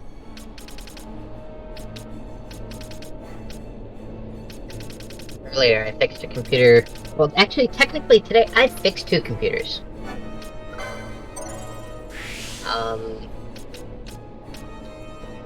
I added a fan to a computer does not have any liquid cooling. And found out why it was overheating. The 2 case fans that it had were both pulling air out of the case. So it was a negative pressure system, which is absolutely horrendous. Yeah, you're supposed to make air flow, not get rid of air. Because, yeah, it was pulling air in through the various vents and whatever on the case, but because it was going in and then directly to the fan, it wasn't hitting any of the heat zones and pulling the heat away. That sounds counterproductive. Yeah, negative pressure cooling is definitely problematic because you end up with this situation where you have pockets of air that simply do not move. I would say that negative pressure cooling isn't. Yeah, well... It isn't cooling. That sounds like a good way to make sure all the heat stays where it is. Positive pressure is slightly better, but you still end up with areas where the air isn't moving, so the best way to do it, and man, it takes some work. I've done it before, I never want to do it fucking again, I tell ya. This Fuzzo Dragon. Where you have perfect airflow. Mm-hmm. What a pain in the ass it is to do that. That is just unfun. But it is so satisfying when you get it done. I heard about there's this place in California somewhere, I think, that was designed to be. It was like this warren of mazy tunnels and stuff that was engineered to be this like perfect natural air conditioning because of the way the airflow happens.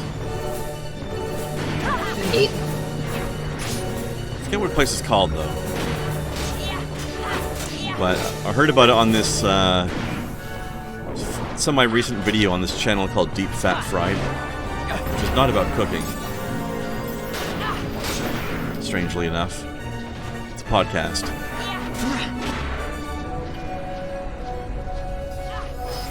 They were doing a show on some interesting places,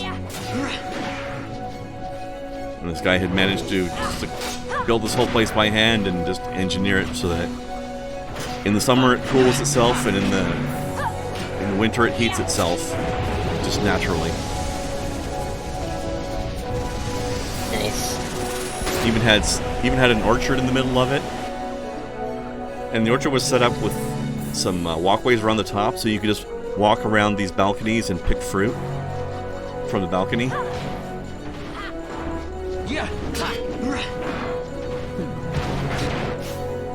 Out there, fix us. I don't know if Asuna cures confuse in this game or not, but I'm gonna find out. If you want an idea of what it's like to engineer a perfect airflow in anything, think back to that quote that I posted back on the 7th. Aerodynamics can be a challenge. No, that's too nice. Air is dumb and I don't like it. It's a terrible squishy fluid that rarely behaves like it should and is almost impossible to simulate in every single application. That is how I feel about air, and that is... Air is weird. That is an entirely accurate quote, and I love it so much. Air is dumb and I hate it. Yeah. It's a fact. But while I didn't have a way to optimize it perfectly, it's still technically a negative pressure system. But instead of having air being pulled out of the top and air being pulled out of the front, and that being it is now actively sucking air into the side. So it's creating turbulence, which will move that air around a lot better. Even if it is a negative pressure system. Hey, you want to see this other new thing I can do now?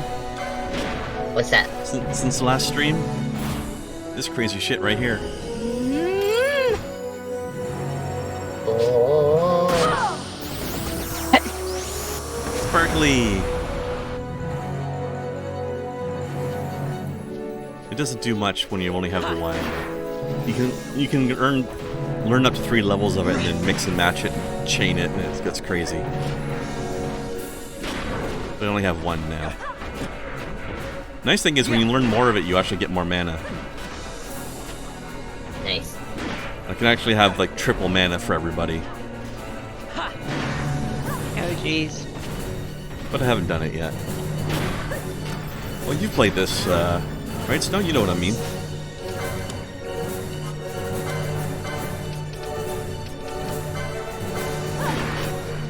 You know, they've killed the child.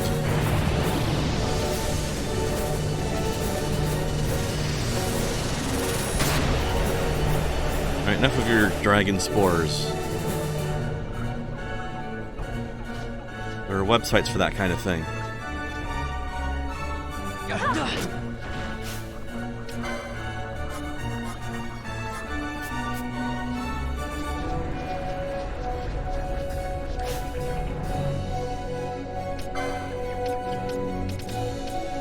I have a lot of Phoenix down. You have enough of them to end up with the Phoenix up. I think if you get 99, it wraps around, yes.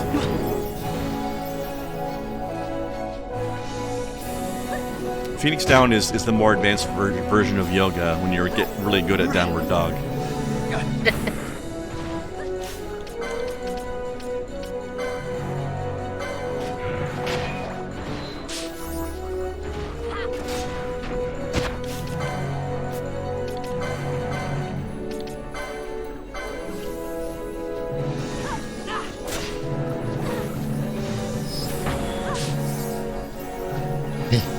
Two wrongs don't make a right, but three rights do make a left.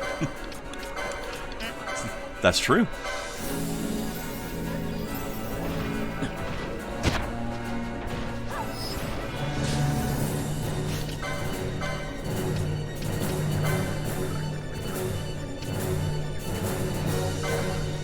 I just realized I said I fixed 2 computers and I just told you about the one. The other one was a sound driver issue.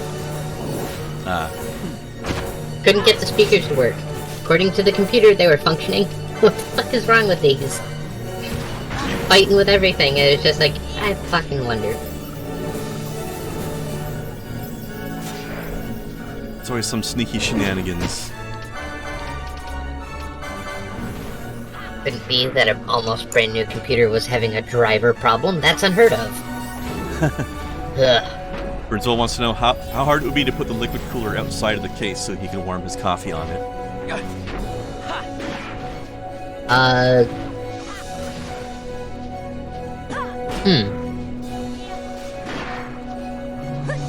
It might be easier just to have a USB-powered Peltier device. Gesundheit. No, not the spores! Actually French, not German, but yes. What do you think this is, Dragon E621? Dude. Oh dear. I love the fact that I'm with a particular combination of people who all know what the fuck I mean immediately.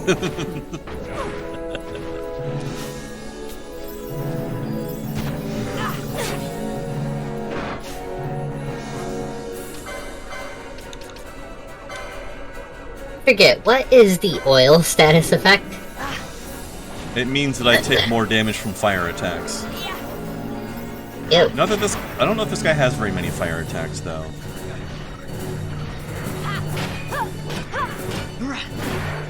Certainly have a lot of status abnormalities happening right now. That's what the spores are a pain in the ass for.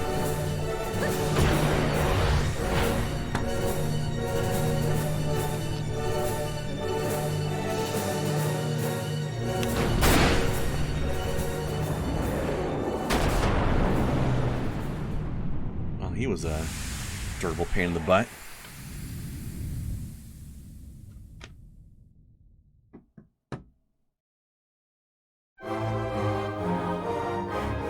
So, Adam Mouse, how did you enjoy your GeoGuessr today? Did you guess all of the good geos?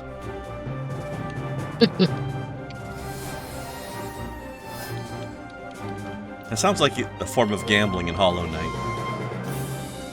It does. A little bit. I can see that being a casino game. In Dirtmouth. Whoa, that was a lot of money. Also, I wonder if the monographs affect the boss, because I just bought a monograph that gives me bonus loot from dragons. I didn't even know that was the one I was buying.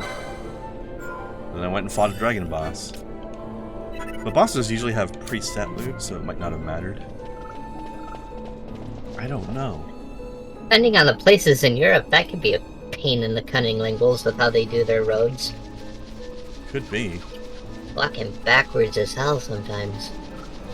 But Reminds then me of again, something that they did on the YouTube channel that I watch, Super Beard Bros. Yeah. At one point, they did a thing where just for like an 8-episode miniseries, they decided to do a thing where they would check out their viewers' hometowns. So people would submit like what their hometown was and some facts about it that they thought was interesting. And places that, like restaurants and places that they thought that the people should look at. And then they'd spend like a 20 or 30 minute episode looking at the place on Google Earth. Checking out the roads and Googling the restaurant suggestions. Using Street View to see what they look like. Sort of like virtually touristing the town. It was kind of neat. basically GeoGuessr, only GeoGuessr has a game attached to it. Yeah, basically. GeoGuessr without the game aspect. Yeah, not only do the road numbers make no sense, the roads themselves can be jacked as hell in Europe. They're not properly civilized like we are. Like, this is coming from the perspective of somebody who lives in Michigan, though, and there's a funny thing about Michigan, and this is not very common in many other states here in the untied states of anemia. But there are only 3 super main freeways that go through the entire state. You can get anywhere from those roads.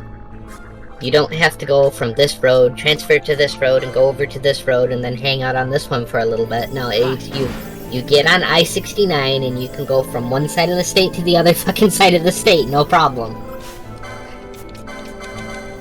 I love that we have an I-69, because... yeah. We also have an I-96. It's like, we got both of them. There you go. Denmark had towns with park roads everywhere, says Adam Mouse. What the hell are park roads? I don't know what that means. It's roads you park on. Oh, that's silly. Why would you do that? I don't know, actually. I mean, we park on driveways and drive in parkways, so... That's true. Also, Burnswell has a good point about that gigantic pile of money I got outside of the dragon fight. He must have been saving it for something like antifungal medication. He certainly needed it.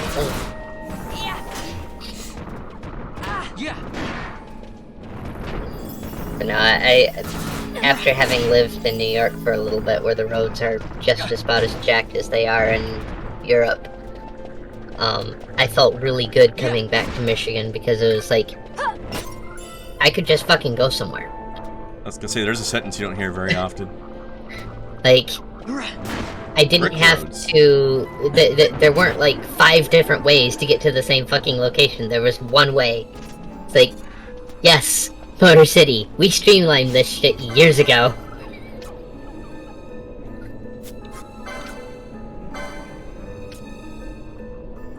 We have a brick road in Michigan. Why are you calling them park roads? Bricks aren't parks. Parks are made of trees.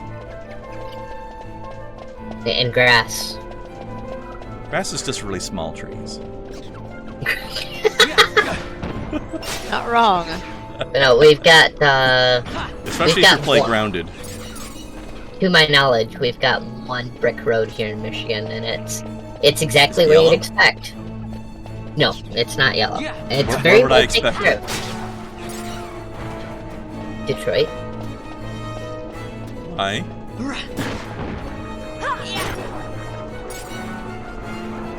Aside from that being the only place most non-Michiganders have heard about existing in Michigan, why? Yeah. Because that's where... that's Motor City. That was where the first roads were laid. It is one of the... Motor City had to do with bricks. It was the first paved road, or brick laid road. Like, that is the first road. Also, I like the irony of it being Motor City, but it's also the city that has the most abandoned cars at the sides of the highway. Eh. Hi, Luca. Hey, Luca. Yeah, we've kept one brick road, and every year when there's not an issue going on, we have this massive drive-in car show called Back to the Bricks, and it takes place on that brick road. That's cute. In fact, if you've ever heard the term Back to the Bricks, this is where it originated.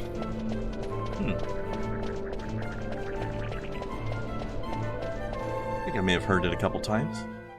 Someone somewhere heard the term in Detroit and said, huh, that could be used to mean this.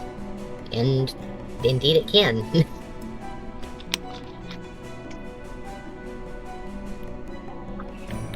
Ash, why do you keep falling asleep? We're not that boring, are we? I don't know. You might be. I mean, I know I am, but I don't know about everybody else. I only boring when I'm around. Ha! I'm a fun sink. You're a fun sink.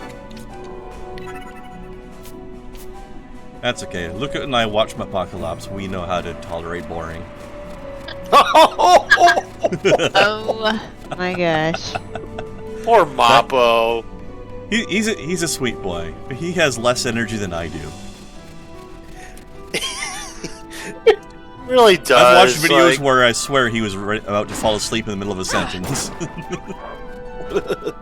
Like, I love how he gets immersed in the games that he plays, but yeah. He does have pretty low energy. I mean, I'm not even picking on the fact that, you know, dead air happens, but yeah, like, I don't know what he does for his job, but he seems like he's very tired all the time. I don't think he said what he does. But yeah, he's taking like 2 breaks, so yeah, I think he's being put through the ringer. Yeah, you know how once in a while he'll have like a 10 to 15 second pause in the middle of a sentence. Yeah, just because he's summoning up the energy for the next word. Poor guy. But yeah, like, I mean, he's wholesome. His server, one of the really good servers to be a part of. Like, everybody there is very welcoming, very friendly. I would imagine so. And the guy himself, I mean, he's fantastic. I've interacted with him a couple of times. Yeah, he's a good guy. He is. I like his content. I mean, even though his commentary leaves a bit to be desired. Of course, I want to talk, but you know, I still enjoy watching him play like Dark Souls. One thing that's always weird is when he like gets once in a while when he on the rare times he does get really excited about something, then he apologizes for being excited. I'm like, what's wrong with? Why are you apologizing for showing some emotion? No, what really makes me laugh is when I think this happened. The only one I can really remember is when he fought Koss in Bloodborne. He got like super quiet, super focused. I'm like, you know, you're pissed off when you're doing a Let's Play of Bloodborne when you're not saying a fucking word and you're just focused on beating the shit out of the boss. Koss does that to people, though. Oh, he does. He did it to me and my Orphan's my an Let's asshole. Play. He is, but I can't hate him as a boss. He's like a fun boss, but he's fucking hard to beat. He's the most offensive newborn child I've ever met. First day at the hospital, and then that's what you gotta deal with. First day, first 5 seconds. Angry child beats people to death with their umbilical cord. You know you're playing a Lovecraft-inspired story when the hardest boss fight in the entire game is somebody who was born 10 seconds ago. Instead of like some ancient evil, it's like something that was really birthed. You know, yeah, like you said a couple seconds ago. You watched him crawl out of the corpse of its parent, and then he immediately came at you.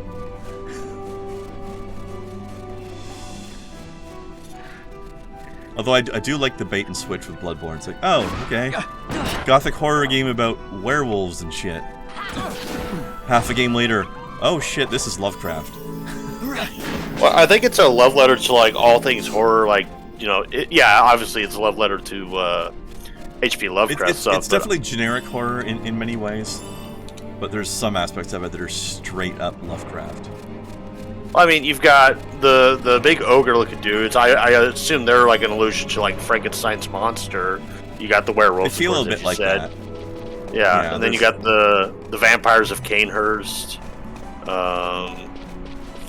Or at least we're told that there's vampires of Canehurst. I don't remember actually seeing any. Well, I think the gargoyle things that like suck your blood, those are meant to be the vampires. They're kind of Nosferatu-ish in a way. Oh yeah, they are, aren't they? Yeah. Kind of a combo deal there. And then of course the ghosts as well. Yeah, the ghosts with the slit throats, those are meant to be banshees. Canehurst Castle is very Bram Stoker in general. Mm-hmm. I mean, I call it Castlevania, but Bram Stoker is also very accurate analogy. Both inspired by the same thing, I believe. Yeah. And then, of course, you got the witches of Hemwick. Oh, I love them. They're so creepy and weird. They're like little shriveled old ladies covered in barnacles and dark magic. Or as I call them, Harry Potter's angry lesbian grandmothers. Empires parade down city streets while refugees walk barefoot through the snow. And so I sue for peace, to stop short war and ease their suffering. My father will choose peace. Will he now? You sound sure of yourself. You can never know another, even your father. The guy that conquered all these countries will definitely choose peace. Don't take it the wrong way, Kay? Don't take it the wrong way, but your father is a conquering dickbag. Speaking of which, this crisis would not end were I gone. The Senate hates the very fact that House Solidor exists. By necessity, we must find reason to silence them. Necessity? Ah, yes, necessity. Does that word free you, I wonder? You show no hesitation to solve matters with blood. Hypocrite. The sword of House Solidor cannot be left to rust in doubt. It was you, Excellency, who tempered that sword. Is this your idea of vengeance? It is my idea of necessity.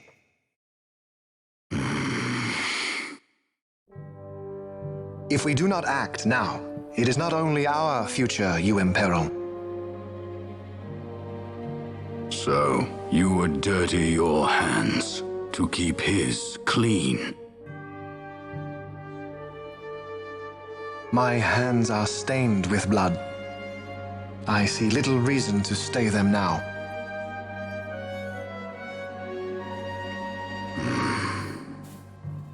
So they are. And so House Solidor lives on.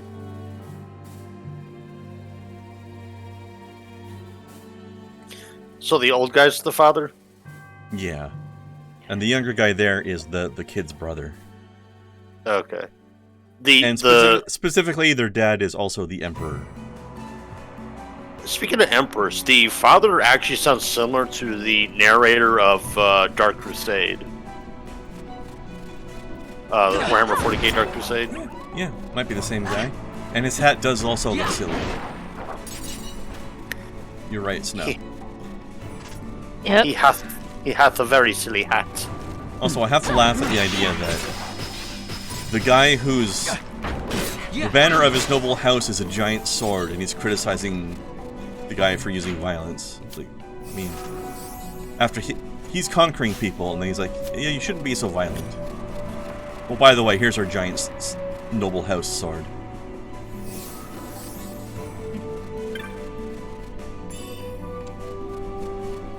Fair point. Fair point of criticism. Also, of course, the real history parallels in this game.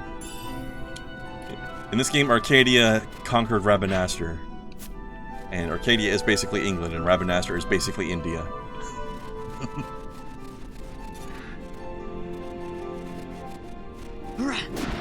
No commentary here, though.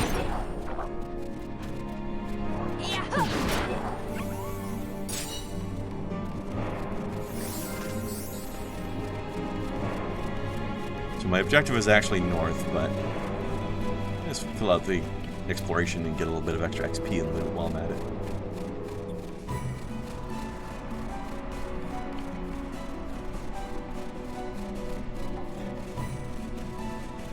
So Luca, are you getting excited for the fact that Total Warhammer 3 is approaching? Kinda. Yeah.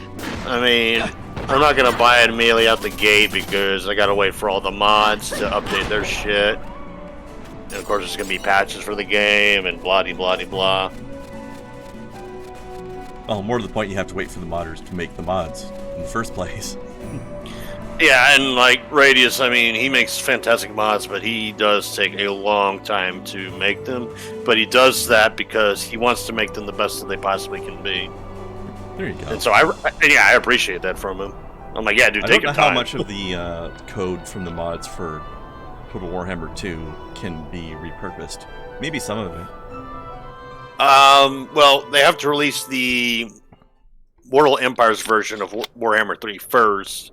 Because the special campaigns, I haven't particularly cared for any of them, aside from they did a Beastman DLC, and the Beastman campaign is kind of fun, but it's a little underwhelming because once you play it once, it's like, yeah, there's no point in playing it again. You might as well just stick to Mortal Empires.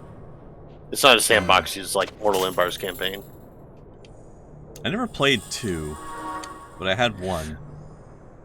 Probably the only reason I'm going to play 3 is because I have Game Pass, so I can try it out without having to pay anything extra.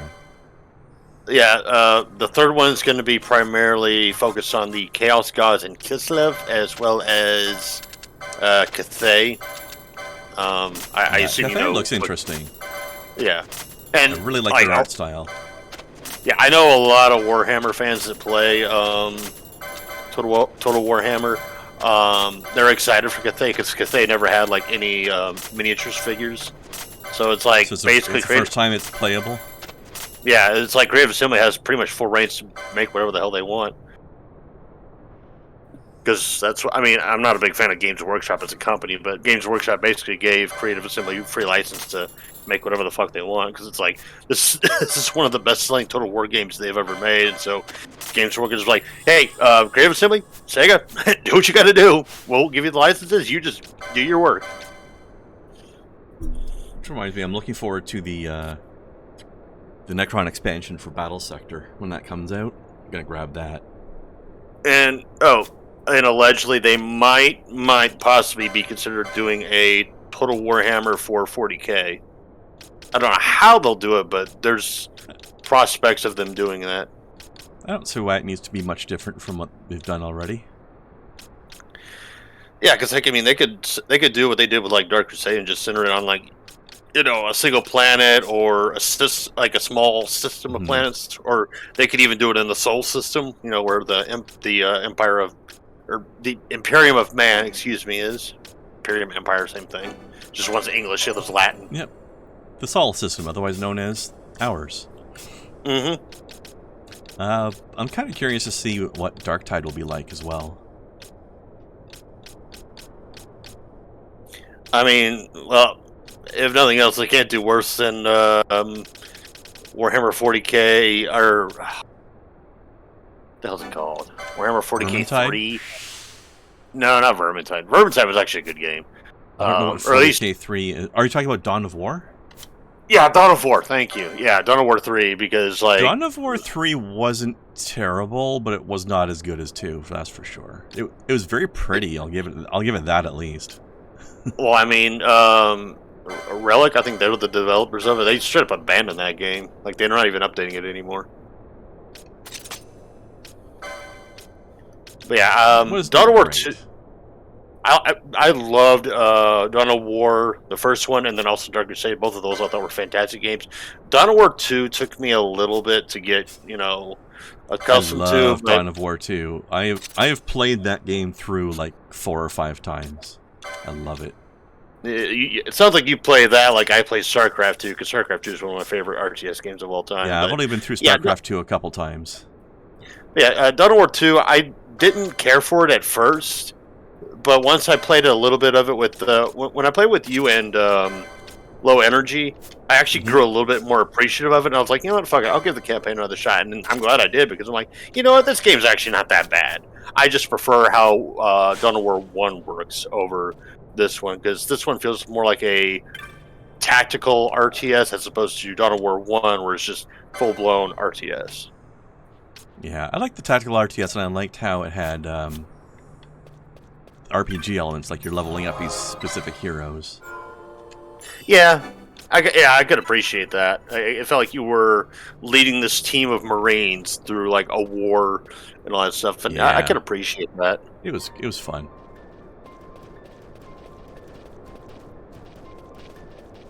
And then everybody else is like, I don't know anything about Warhammer. I don't know what's going on right now.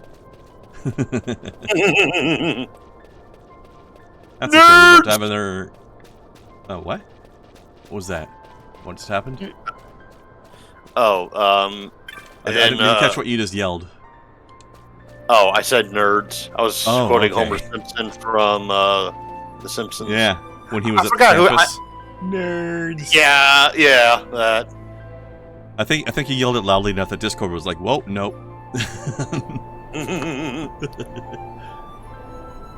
There's a Steam sale on at the moment. That is true. Oh yeah, is the Solstice Lunar sale?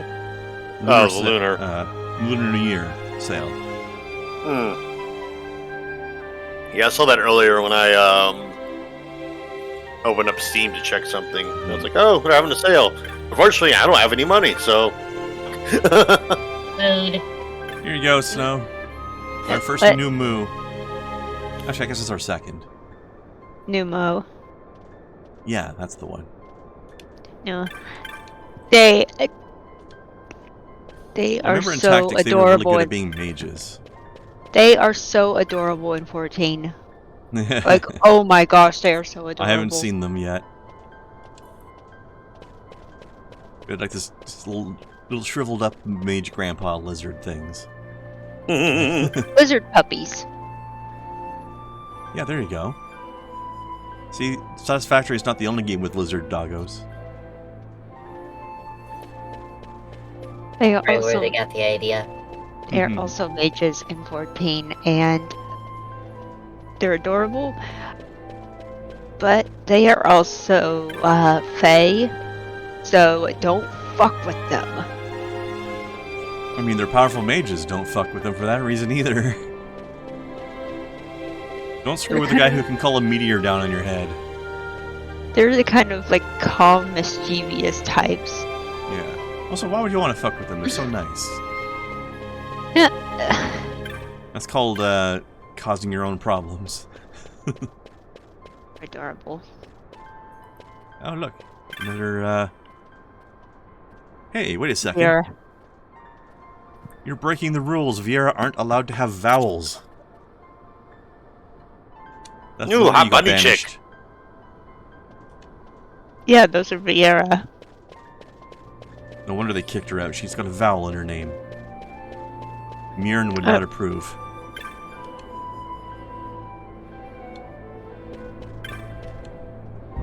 Although that is this game is proof that J can be a vowel sometimes, like a Y. Especially when you pronounce it like a Y.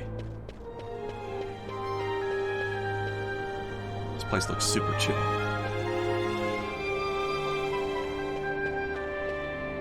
I like it in here.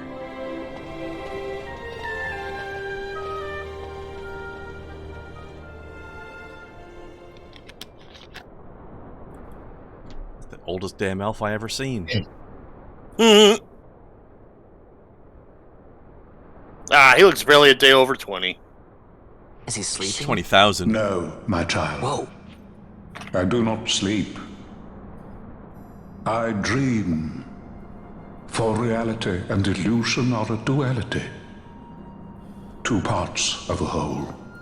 Only the mirror of dreams reflects what is true.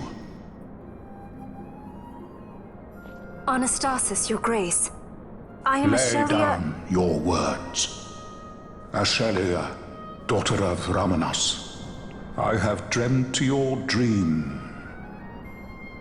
Who better to carry on the Dalmascan line than she who bears the Dawn Shard? Your dream of a kingdom restored is known to me. Grand Kiltias, then give us your blessing. Grant the Lady Ash her accession to the... I do not suppose this is something you might reconsider.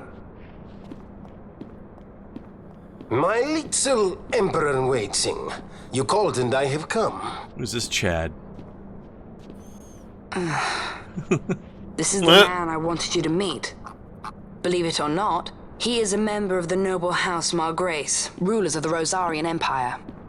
I am but one of very, very many.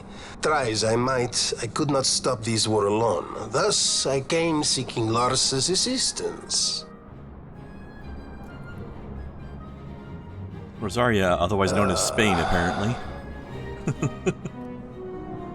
I'll seize Margrace at your service. To think I stand before the Lady Ash, it is truly an honor. He sounds like Luis from Resident Evil 4. I see it is true after all. Yeah. Stunning is Dalmasca's desert bloom. Vanilla like, damn it, I wish that was me. In Rosaria, Al Cid, they dream not of war. Should empire join with empire, the way will open for a new Ivalice in our time. Grand Kiltias, you speak much of dreams, but in the real world, war is upon us. Grand Kiltias, I was told my coming here would prevent this war. I was to assume my father's throne and announce the restoration of Dalmasca, treat with the Empire for peace, and persuade the Resistance to stay their hand. I have not come all this way to be asked to reconsider. A word from you and the Resistance would stop cold, and Rosaria's pretext for joining the war scattered off to the four winds. This was what we had hoped. Alas, circumstances change. A full 2 years have passed since your reported death. Were it to become known you are still alive, I fear it could only worsen our current situation. Because I am powerless to help. Nay, in fact it has little to do with you. Then what? If Lady Ash were to extend her hand in friendship, perhaps I could then persuade the Emperor. His Excellency will solve things peacefully. The Emperor Gramis is no more. His life was taken. Father. Father!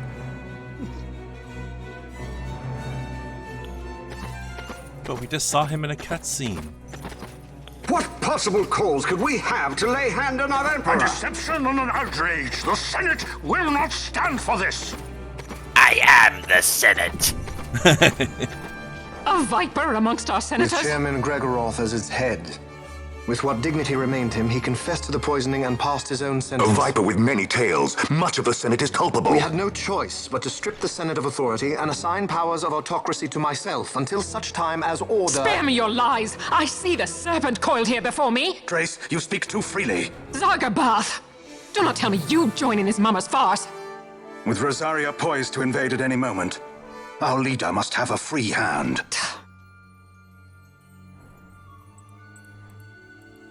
The once great House Solidor is now reduced to myself and my dear brother Larsa. Surely you would not go so far. Vain Solidor! As Judge Magister and upholder of the law, I hereby place you under arrest. You misunderstand. Vane did not make himself autocrat. It was the very Ministry of Law which you serve. Do you see it now, Drace? When you bared your sword at His Excellency, you bared your sword at the law. You wear the mama's motley well, Bergen.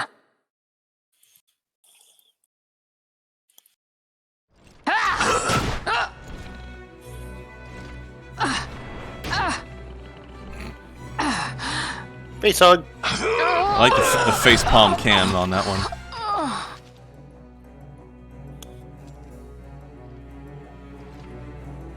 Such strength. Inhuman. I'm suddenly turned on. Oh, so is he. Zargaroth, Jeez, no. take the Alexander. You will accompany Bergen and bring Larsa back to me. Sire. Oh, they killed the Emperor? Your Excellency, Lord Larsa was placed under my charge. Oh? Perhaps you mistook your orders then. I can see no other explanation for why you were reporting and conjecturing on my doings to my late father. Your Excellency. A hound begging for scraps at the Emperor's table. Would you serve another master, hound? You may fulfill your duty as Judge Magister before us all.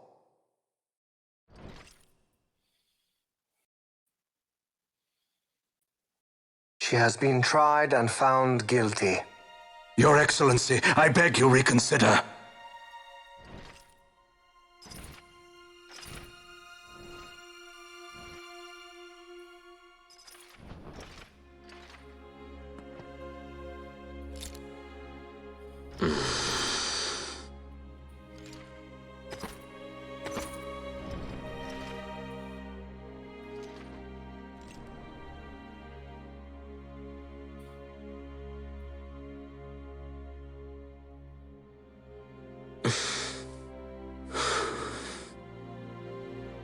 Do it. I care not.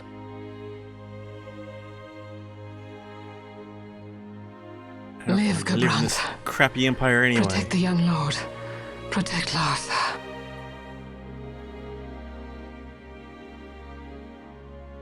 Forgive me. Pray be quick.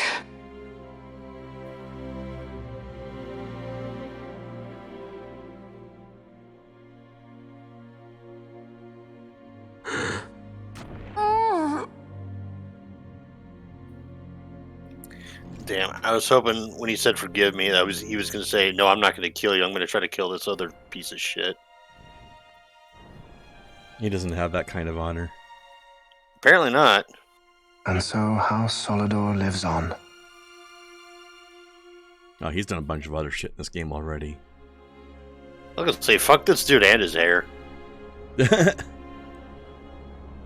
Indeed. Let us suppose you approach the Empire with a peaceful resolution. The late Emperor Gramis would have lent you his ear, that much is certain, but we are dealing with vain Solidor. Should the princess return, he would claim her an impostor, or to tempt the resistance into battle. Vain wants this war, that much is certain. As our ill luck would have it, the man is a military genius. The dreams have told me thus. To reveal yourself would imperil us all. I see war, and Vane's name writ bold on history's page. Arcadia's banners fly high.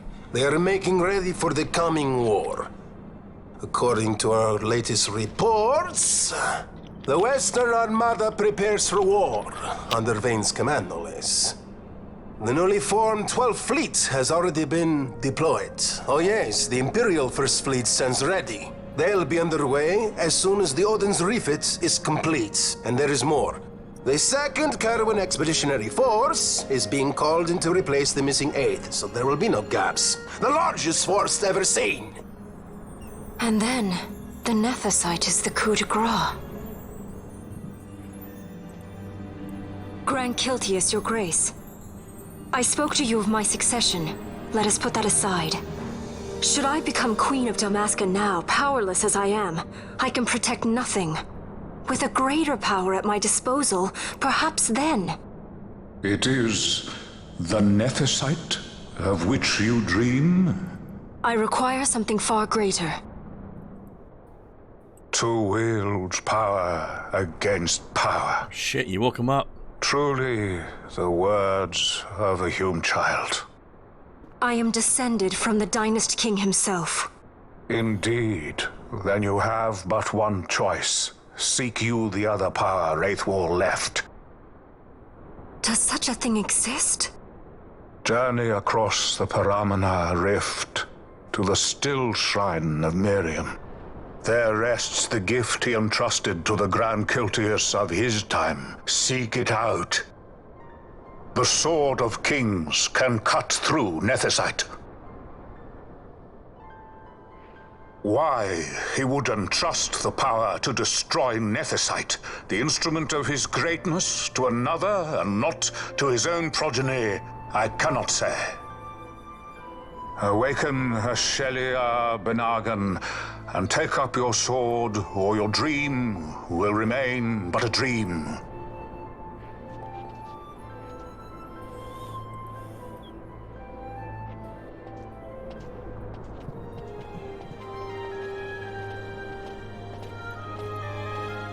My dream too fades into day.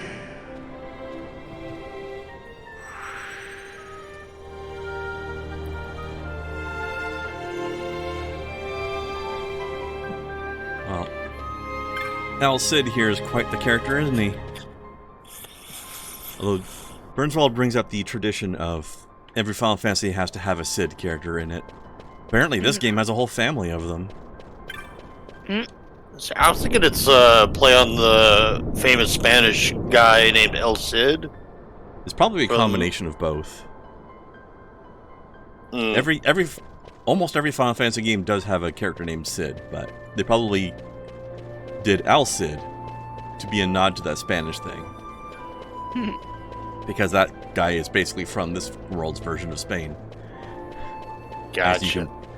I mean, he seemed very Spanish, right? Yeah, he did. I mean, like I said, he reminds me of Luis Serra from Resident Evil 4. Yeah. Or his voice does, anyways. He's two of those guys standing on each other's shoulders wearing a trench coat. Jeez.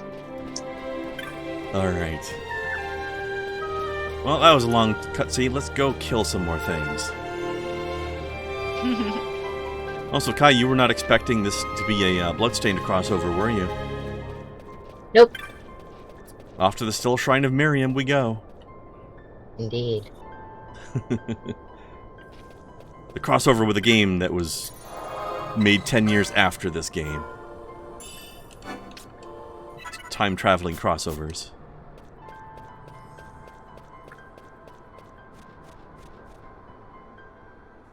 Do you ever play that one, Luca? Which one? Bloodstained Ritual... What was it? Ritual of the Night, I think, was the subtitle? Yes. The not Castlevania? Wink? Nope. Oh, wow. I was on the money. The guy that does voice that Cid character, he also does voice Luis Serra. There you go.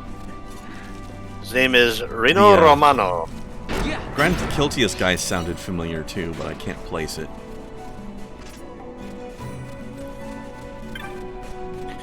Yeah, I was hoping I was right, because I'm like, if I'm not right, I'm going to sound like a fucking semi-racist or something.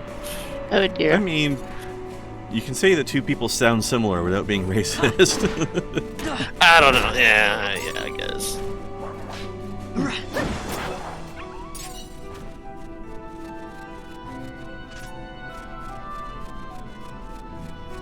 It's just the people who love their race card way too much that are gonna jump on anything. You know? Yeah, that's true. Okay, be right back in a second. Alright.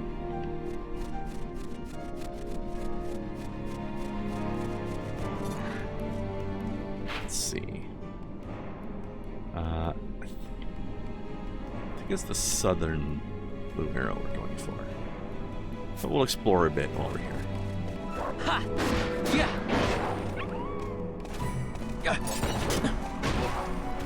Oh. Killed that wolf so hard it spun out. Ha!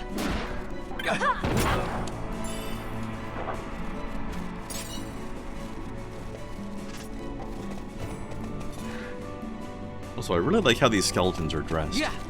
They got like the weird headdress on and stuff. Interesting outfit. Oh shit, elemental. What level are you? 25. Might not be too bad. I'm not gonna attack it, but run that side of it either.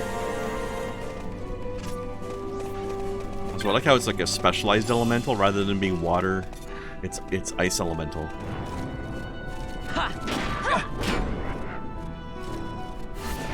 Yeah. Let's see.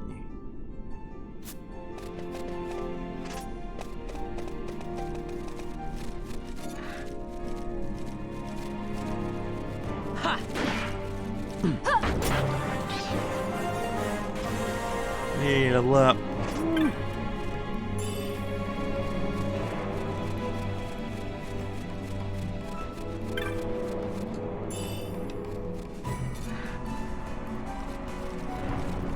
Yeah. Oops.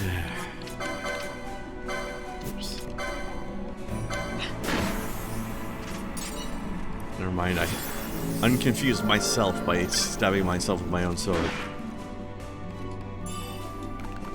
Medicinal Harry-Kiri.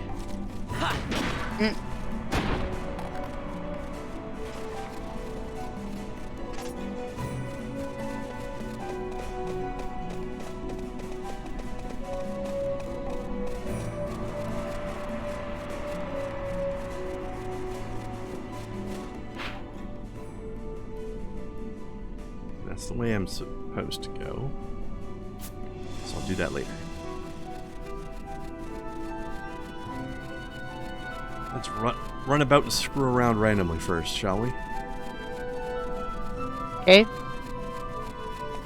You know the rules of RPGs. You figure out which way you're supposed to go, and then you go everywhere else.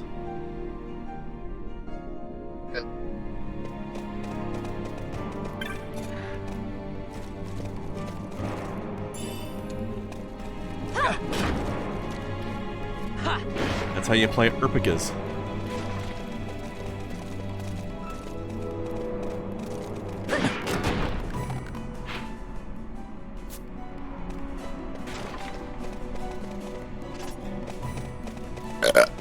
Oh wow, that was. I agree. Huge, yeah. I literally hit join the thing, and then this burp just like jumps on my throat. I'm like, well, that was rude.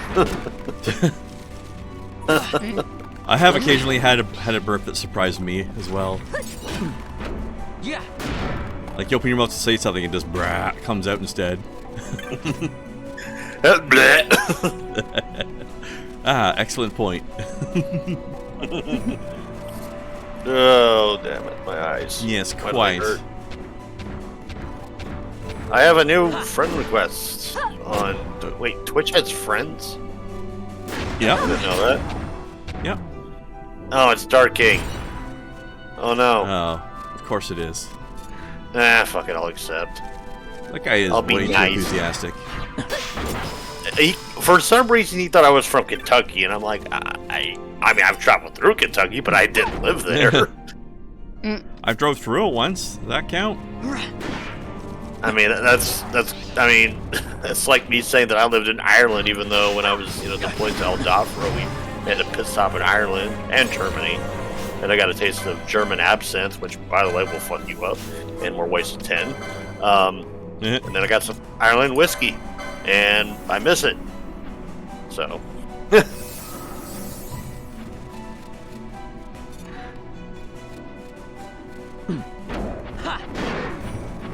I've never had Irish whiskey. I'm not a big on whiskey-ish drinks anyway, though. I've had Irish whiskey before. I mean, I'm slowing down on my drinking because that shit's just too damn costly. It really is. Like, you don't think about it, but you can burn through like hundreds of dollars on alcohol before you realize it. Easily. I used to be able to. That's a night at the bar, even in some cases. Well, that's why I don't go to bars anymore, because it's more expensive at the bars than it is at like your local liquor store. That's why I've never gone. Smart. Like, I like going to pubs, but I go there for dinner, not for drinks. Right. I mean, like, I don't mind, hanging out with friends at like a bar or whatever, but like, I never understood the club scene. Like, it's so loud, you can't hear what people are saying, and it's chaotic. Yeah, how are you supposed to flirt with people when nobody can hear anything? With your body. You flirt with your body. That's not flirting. That's sexual assault charges. I was gonna say, like, well, what happens when I wake up next morning and the police are knocking my door saying, like, hey, you sexually assaulted this individual. We need to take you in for questioning. 240-year lifespan for Viera, huh? So Fran's just a baby. That's just sort of to be expected when it comes to the club scene. That's just what you do. Yeah. I mean, I'll admit I got a little touchy-feely with a couple of girls when I was at the club, and I do regret how I treated them and all that stuff, but if they didn't, like, take it the wrong way, they're like, nah, he's just drunk, leave him alone. Well, I mean, that's also to be expected at clubs. That's just how it do.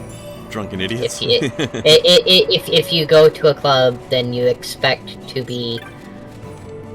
That's the club scene. Yeah. There was, let's see. It's not for everybody, and those who are uncomfortable with that should not go, but that is absolutely the club scene. Yeah. Also, holy shit, like, somebody really doesn't want us to get into these jars, do they? Clearly. Guessing not. Oh, those traps? Yeah. Obtained and you need a special ability to be able to see them, too. Which she has, which is why she has that weird little symbol next to her health bar. Gotcha. That tells her that she has the Libra ability active. Also, this ice shield looks very awesome. Yeah. Very ice crystal. Yeah. Also, I'm pretty sure you just sold somebody's life savings. Yep. Haha, sucker. It's mine now.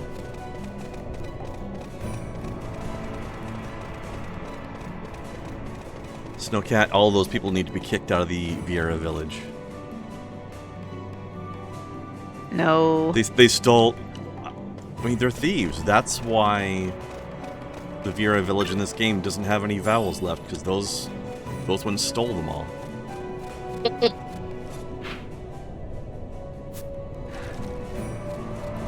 Although honestly, I like the way they use J as a vowel replacement. A lot of times the J's are pronounced as I's. Eyes or wise? Yeah. Yeah. Like Mirn.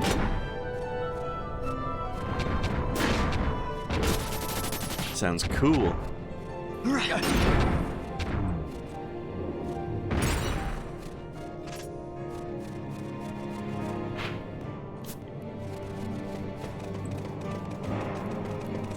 Hiding at the end of this, other than some incredibly dangerously thin-looking ice. I would not walk on this ice, for the record. You obtain death! That sounds like an ominous statement. Oh, it does. I suppose that means I can now give it away. Excuse me, sir.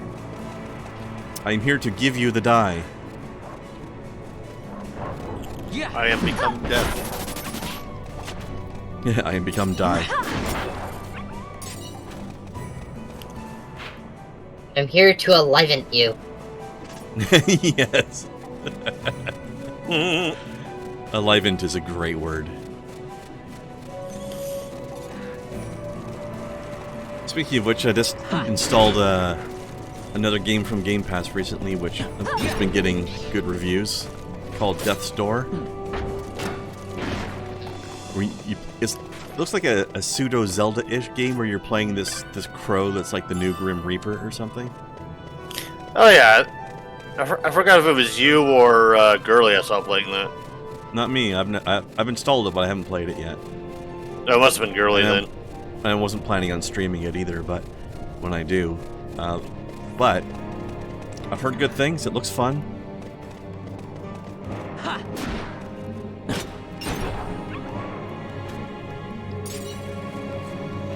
Male bunnies? You're not allowed to have male bunnies.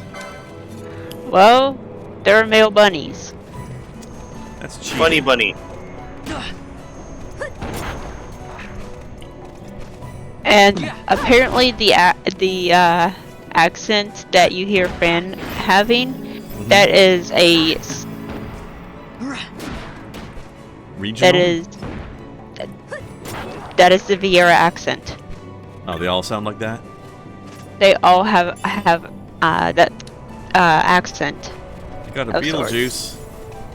Shit, that's oh, Bur-Omisace, holy shit. Having a Beetlejuice sounds dangerous. I've seen that movie.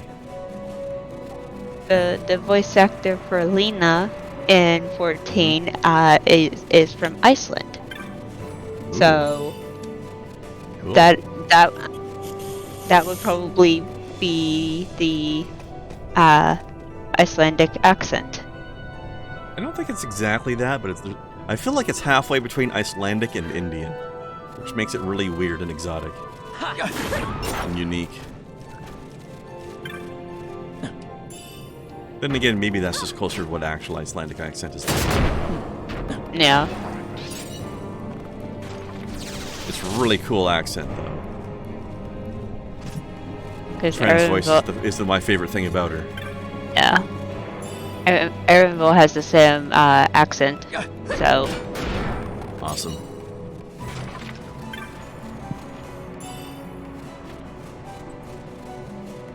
Yeah. I'm gonna get off of there.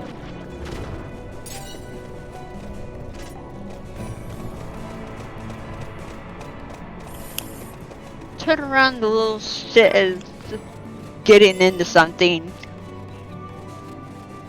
Yeah, that's Taru's job. Momo, don't act like you're being cute, you little shit.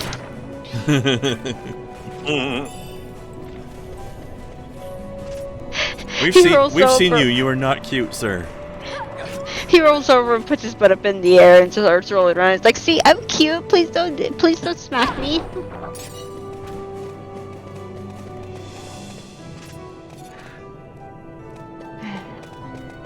Yeah. You're lucky you're cute. That's what I tell my cat. Which she had like a weird, like, I don't know, like she was running down the hallway into my sister's room, ran out, back into my room, hid under the bed. I walk out to go get like a glass, and I come back and she sprints back into my sister's room, sprints back out, goes back under the bed, sprints into the living room, sprints into the kitchen, sprints back into my sister's room, and then sprints back under the bed. I'm like, what are you doing? Like, what is going on with you right now, cat? Cat, what is your deal? I'm like, are you trying out for like the fucking cat Olympics or what's going on here? Maybe. And I think she actually walked back into my sister. Well, yeah, walked back. Sounds like she had the zoomies. I don't know. She was acting weird. I'm like, I'm glad you're getting exercise, cat, but you're kind of weirding me out because I've never seen you do this before. Really? Cats just do that sometimes. Cats just have cases of zoomies. Yeah. When I was growing up, our family called it the crazies, but the zoomies is also an excellent word for it. Well, what I really like with my cat... The technical name for it is frapping. Lewd. It's an acronym. Feline Random Activity Period. Yes. So, hello, my Raze, cat has... if you can hear us through your crappy Twitch. So, my cat has done this thing where she'll, like, just drag herself across the carpet, like, by clawing at it and then dragging herself, clawing at it and dragging herself. And I'm like, what are you doing? Sometimes they do that while on their back. Yep. Yeah. And using, like, the underside of a table or a couch to do it. Well, with her, she's like laying on her side and she's just using her front paw to like drag her forward towards me. I'm like, what are you? You know, you can get up and walk to me. That would be so much easier than what you're doing right now. Yeah, Momo does that. Sometimes cats got a frap. I think Momo just likes the feeling of carpet on his face. Well, that's because he's naked all the time. That's why. It's surrogate fur. Speaking of which, my cat has decided to join me. She's like, I heard you were talking about me. What's up? I heard you were talking shit. Yep. I mean, she's a chunky one, but she's about? pretty athletic for her size.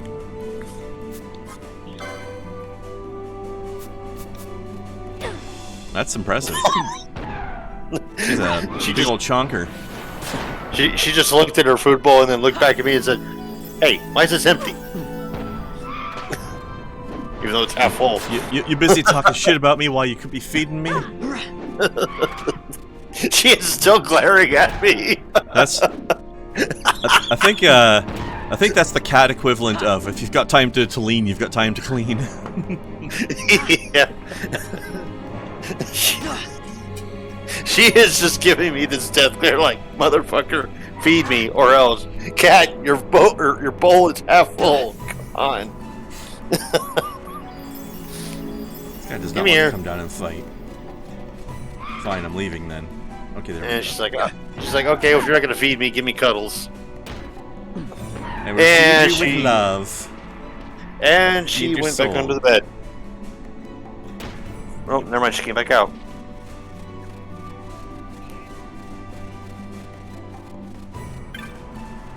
God, I hate these flying enemies.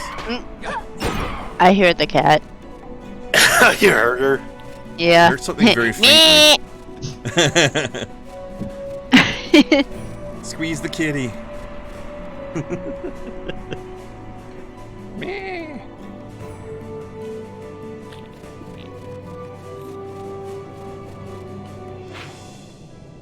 Oh, that's right. I have to go in from that side, don't I? Or no, that's for that guy. This is the right side.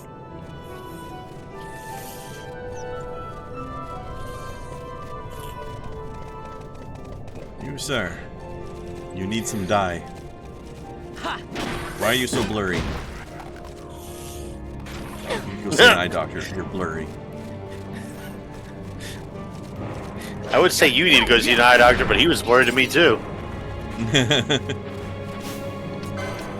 I mean, he's the one who's blurry, and that means he needs glasses, not me. Oh, you mean your character, not the Skelly boy. Yeah.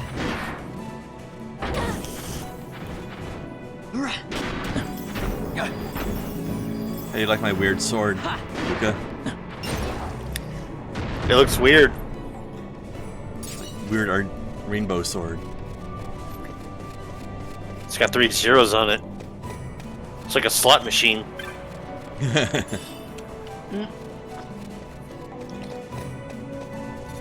Max it out, it'll be 777. Yeah. I can do better than that. 1209, that's more than 777. Indeed. Actually, they have axe and hammer weapons in this game that are kind of like gambling. Because they do weird random damage.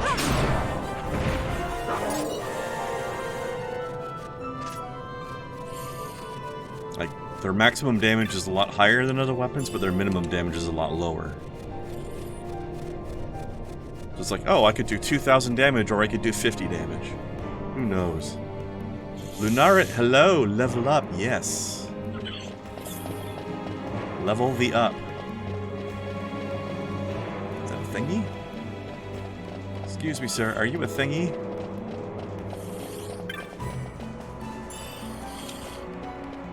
Are you vaping, Luca? Oh, sorry, what? Are you vaping? No, I don't vape. See, there are some loud inhaling noises going on. Huh. That's weird. I mean, I was clearing my nose, but I don't think that was it. I don't know. How you doing, Lunarit? How you doing? I'm doing alright over here. Getting my level up on.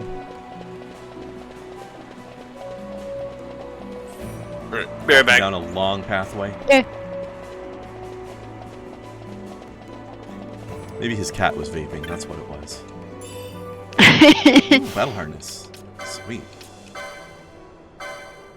Oh, you've already got... Actually, you know what? Here. I will put that on you. Then you, m'lady, can have the tippet. Except I need to license it first. Do I have access to the tippet? Yes, I do. You didn't know I liked Final Fantasy? I love me some Final Fantasy. Just never streamed any before. So I figured I'd try something different.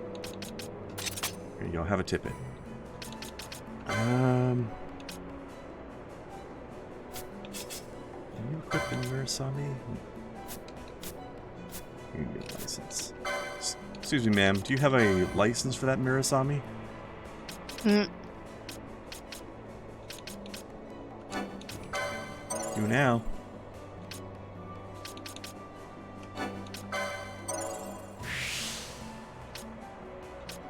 She's my healer of B team. If I ever need them to do that.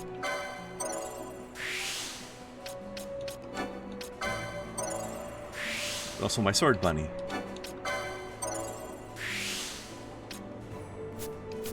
There's a title. Ooh, more battle lore. Yes, that's what I wanted.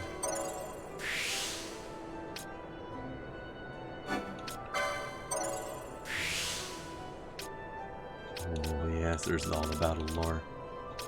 And I need to start getting some of these things so I can start beefing up everybody's mana pool more. Okay, that's most of our license points spent. For the law. Lore is good. This is one of my favorite Final Fantasies as well, so I wanted to give it a go streaming it. One that not a lot of people liked for some reason. I think people misunderstood the Gambit system. Ooh, another ice shield. Cool. You know what? Do you have a license for that, miss? I should probably equip one too. Yeah. There we go. Same physical defense as the old shield, but also it adds half damage to ice. I don't remember if there's any ice enemies in here, but might as well equip it.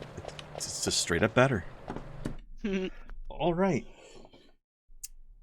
We are at midnight though, so let's see who we can raid today, and we'll continue this tomorrow. Okie dokie. Not very many people, as it turns out. So let's go see what Jake's doing. Okay. I have literally two options right now, Jake and Ricky, and I have been raiding Ricky a lot lately. So let's give Jake some love. Yep. Alright, thanks for dropping by tonight, people. Unfortunately, bad timing for you there, Lunard, but maybe you can drop by again tomorrow and get a better chance of being able to hang out for a bit. Alright. Speaking of hanging out, thanks for dropping by, everybody. Talk to you tomorrow. Yep. Bye. Bye. Please.